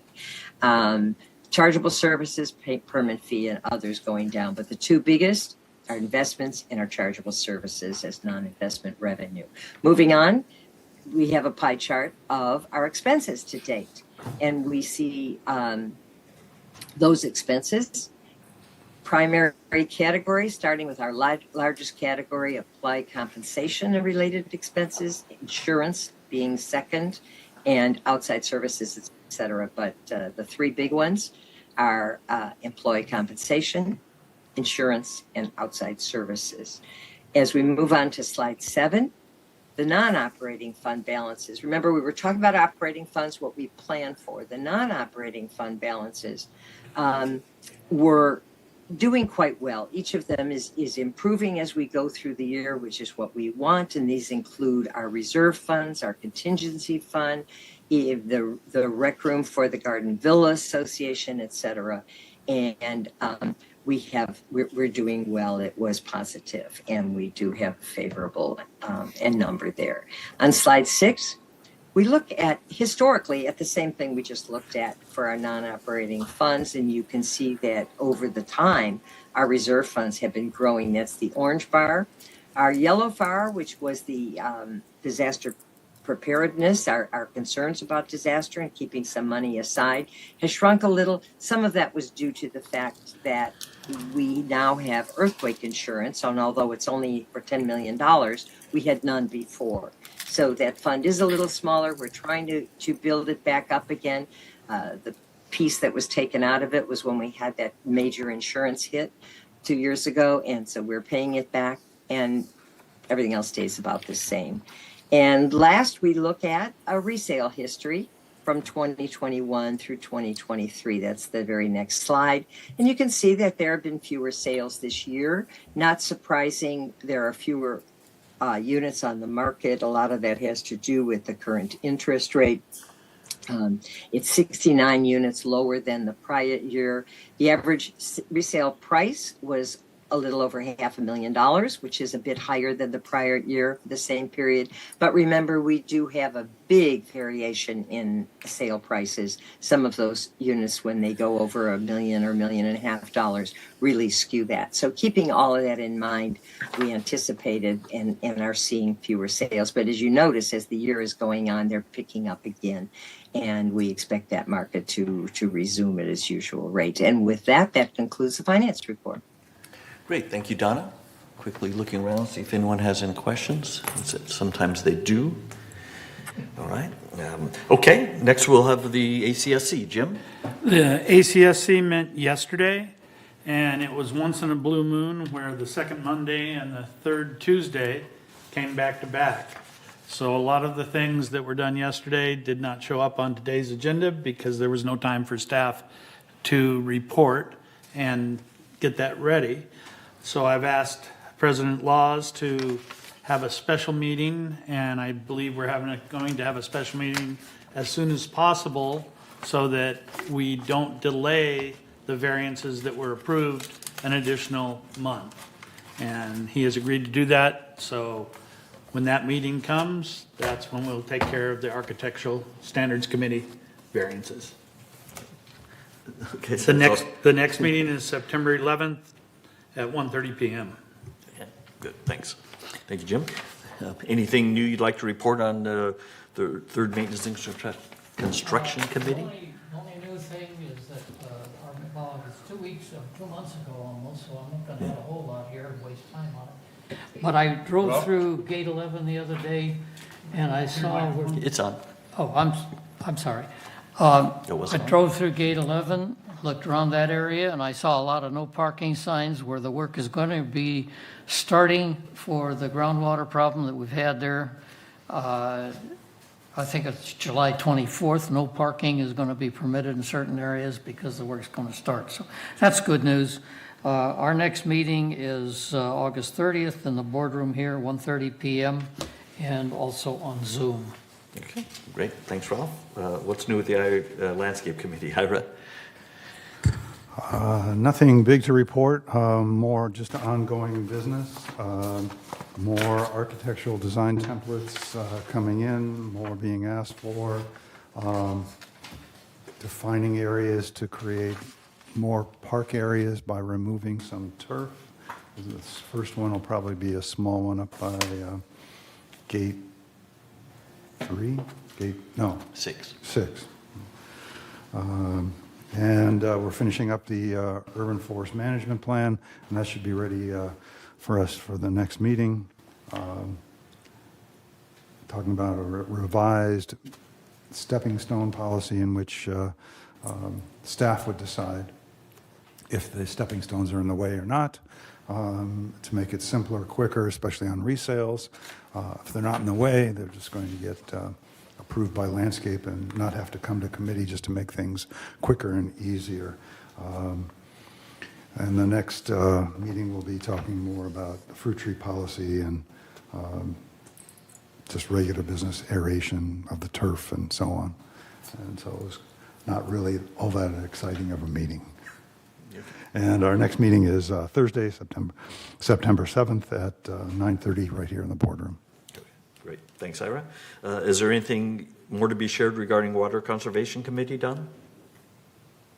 The only thing is that we met on the 27th of July. We have quarterly meetings, and it was the same day that evening was when El Toro Water District was having their public hearing on their increases. So we're really quite pleased that the president of the board of El Toro Water District and several representatives were there to kind of discuss with us some of what's happening. They really didn't have much choice in some work that they just have to do. So we will be seeing some higher rates. And this is really when the conservation efforts are going to help. We have nothing that we can do about utility rates. They are what they are, but our conservation efforts help keep them in check. And our next meeting, we meet quarterly, so our next meeting will be October 26th, and that will be at 2 p.m. in the Sycamore Room. We are the fourth Thursday of the month quarterly, and that's it. Great, thanks, Donna. And finally, for third committees, we have the Third Resident Policy and Compliance Committee. This committee last met on Wednesday, July 26th, when we discussed Third's barbecue policy. We also discussed a request from a member to consider clarifying our nuisance noise policy with regards to fountains, and we discussed Third's disciplinary violations matrix and schedule of monetary penalties. And this committee will next meet a week from today, Tuesday, August 22nd at 9:30 a.m. here in the boardroom.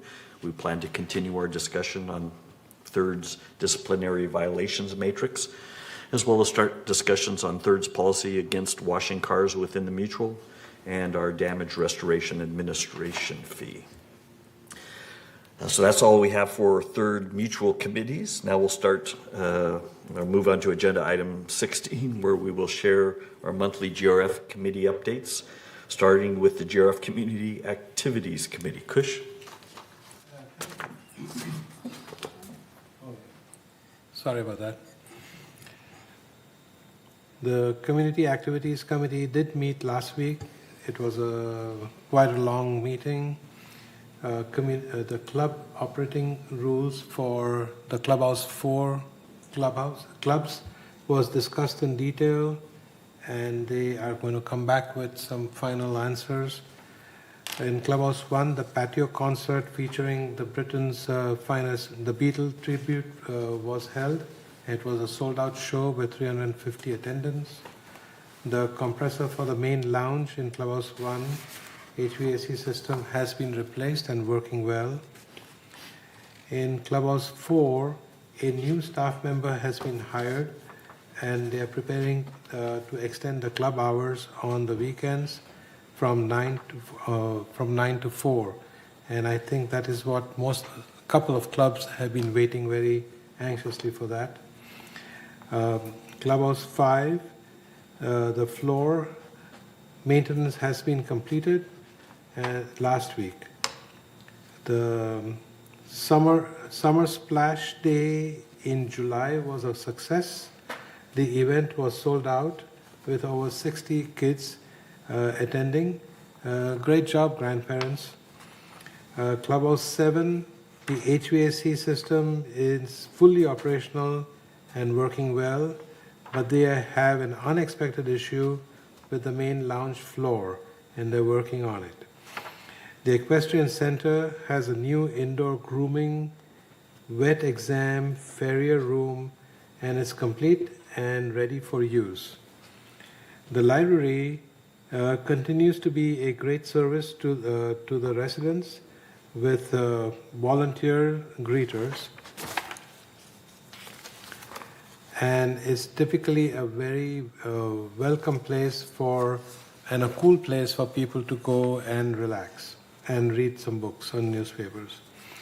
The Garden Center 1 had a farmer's market, which was a great success, and a lot of participation by the buyers and the sellers. Many good fresh produce items were available to buy. The next CSE committee meeting will be held on September 14th at 1:30 p.m. in the boardroom. Thank you. What's the latest with the GRF maintenance? The last meeting of GRF M&C committee was on August 9th. Guy West provided staff update concerning the cracked beam in the shuffleboard building and some other things there. Preliminary examination and observation of that crack over several months, as well as settling the foundation beneath supports of that beam, does not suggest that there's any structural problem. Nevertheless, professional engineering is being considered to investigate and consider the technical aspects of that. The electrical problem in the PAC has not yet been resolved either. We have no existing schematic drawings available, so there's considering an electrical engineer to contract to develop and study the program and develop a schematic. The golf driving range resodding is behind schedule due to spring weather. There's been some difficulty in getting the grass stolons to grow in spite of the recommended soil amendments recommended. They're going to be doing additional study on that. Guy West also gave brief reports and slide presentations on street paving status, update on the Equestrian Center fencing and gates, which is scheduled for September and October. He gave us some slides on the stable trim and door paint project, where it shows photographs of the progress now, and the protective coating on the inside of the stable doors. The Shepherd's Crook fencing at Gate 3 is currently, the material is currently under fabrication, and that'll be installed before the end of the year, I imagine. Replacement of the generator at the vehicle maintenance facility was also discussed, actually involved into a discussion of multiple emergency generators and corresponding fuel supplies. The next scheduled meeting is October 11 at 9:30 a.m. here in the boardroom and probably virtual. Great, thanks, Rob. Next, we have the GRF Disaster Preparedness Task Force. Okay. Thank you. GRF Disaster Preparedness Task Force Committee meeting was held on July 25th, 9:30 a.m. in this boardroom. In that meeting, Task Force Committee discussed many agenda items, and two major items discussed were first, Ms. Grace Stansel presented training detail of 15 volunteers disaster preparedness training at Clubhouse 3. And the second item is Sergeant Theo Wilder from OC County Sheriff Department presented their NIMS SEMS, I don't know what those stand for, but and the United Command and Operations Structure System that OCSD, Orange County Security Department, I suppose, has in place for disaster management.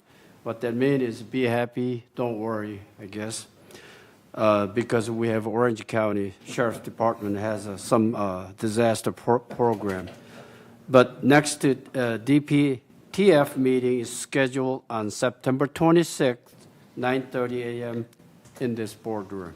Thank you. All right, thanks, SK. Do you have any updates from the last GRF Mobility and Vehicles Committee, Kush? Very short one. MNV meeting update held on August 2nd, 2023 at 1:30 p.m. in the boardroom. Resident use of the bus service was updated by staff. It was noted that we have a steady increase in the numbers. The MNV meeting will be held quarterly from now on. So our next MNV meeting will be on the first Wednesday in November at 1:30 p.m. in the boardroom. Okay, thanks. Next, we have an update on the Information Technology Advisory Committee. This committee, known as ITAC, is overseeing the development and implementation of the new village-wide computer system. The first phase of this effort will focus on our accounting and financial tools and is expected to go live later this year. They're currently doing some iterative testing, and testing is looking good. The overall project is a little bit behind. They pulled in some functionality that they were planning on doing in later phases into this phase because it fit better to do it in this phase, and will make it the next phases go a little bit easier. But things are progressing well, and we still have to figure out the go-live date.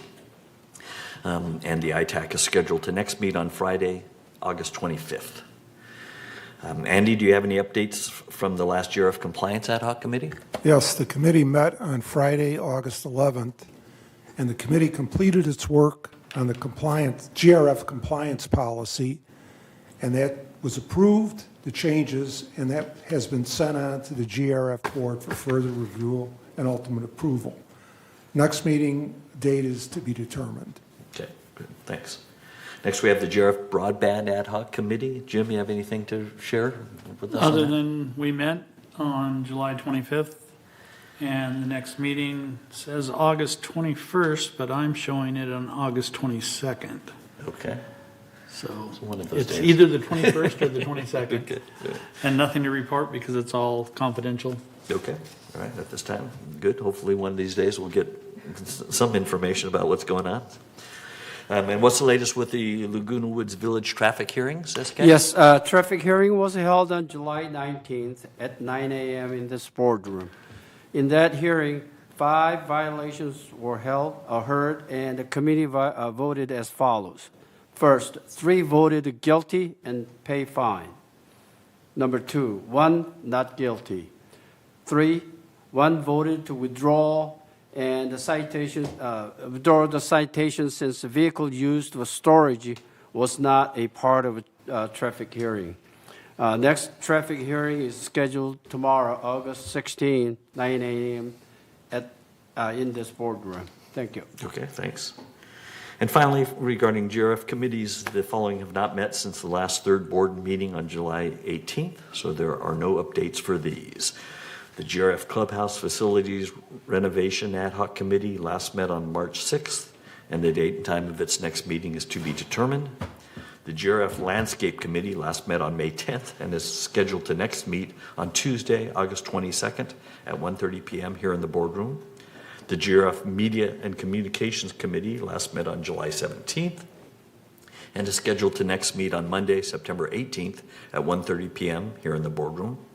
The GRF Security and Community Access Committee last met on June 28th and is scheduled to next meet on Wednesday, August 28th at 1:30 p.m. here in the boardroom. The GRF Finance Committee last met on June 21st and is scheduled to next meet tomorrow, Wednesday, August 16th at 1:30 p.m. here in the boardroom. And finally, the GRF Website Ad Hoc Committee last met on May 22nd, and the date and time of its next meeting is to be determined. So this concludes our committee reports. We're now at agenda item 17, which is for the board to note of any items they would like to be discussed at future board meetings. So far, we have 3 items on our list that we put on 28-day member review and comment time frame. And these are the rescission of the Thirds barbecue policy, the approval of the revised electricity usage reimbursement policy, and the approval of the revisions to the alteration fee schedule. Are there any other items anybody wants to put on the future agenda items other than lunch? All right. We're now at agenda item 18, director's comments. Any directors have any last brief comments about what happened today that they'd like to share? No. Thanks, SK. None for Andy Moon. Any final comments? No comments for Moon. Jules? No. You all right, Ira? No. Okay, Ralph? No comment. Jim? No. Chris? Kush? Staff? No. Donna? Donna's frozen. Sorry, Donna. Hopefully you didn't have much to say. Hopefully you're having a good time where you are. And I have nothing. So the business of our open meeting has now been completed at this time. The monthly board meeting will recess for 4 minutes and reconvene to executive session. Thanks to all of you who participated. Thanks to everyone for listening. And thanks for the 2 of you for sticking around for 4 hours. Appreciate it. This meeting is adjourned. Lady.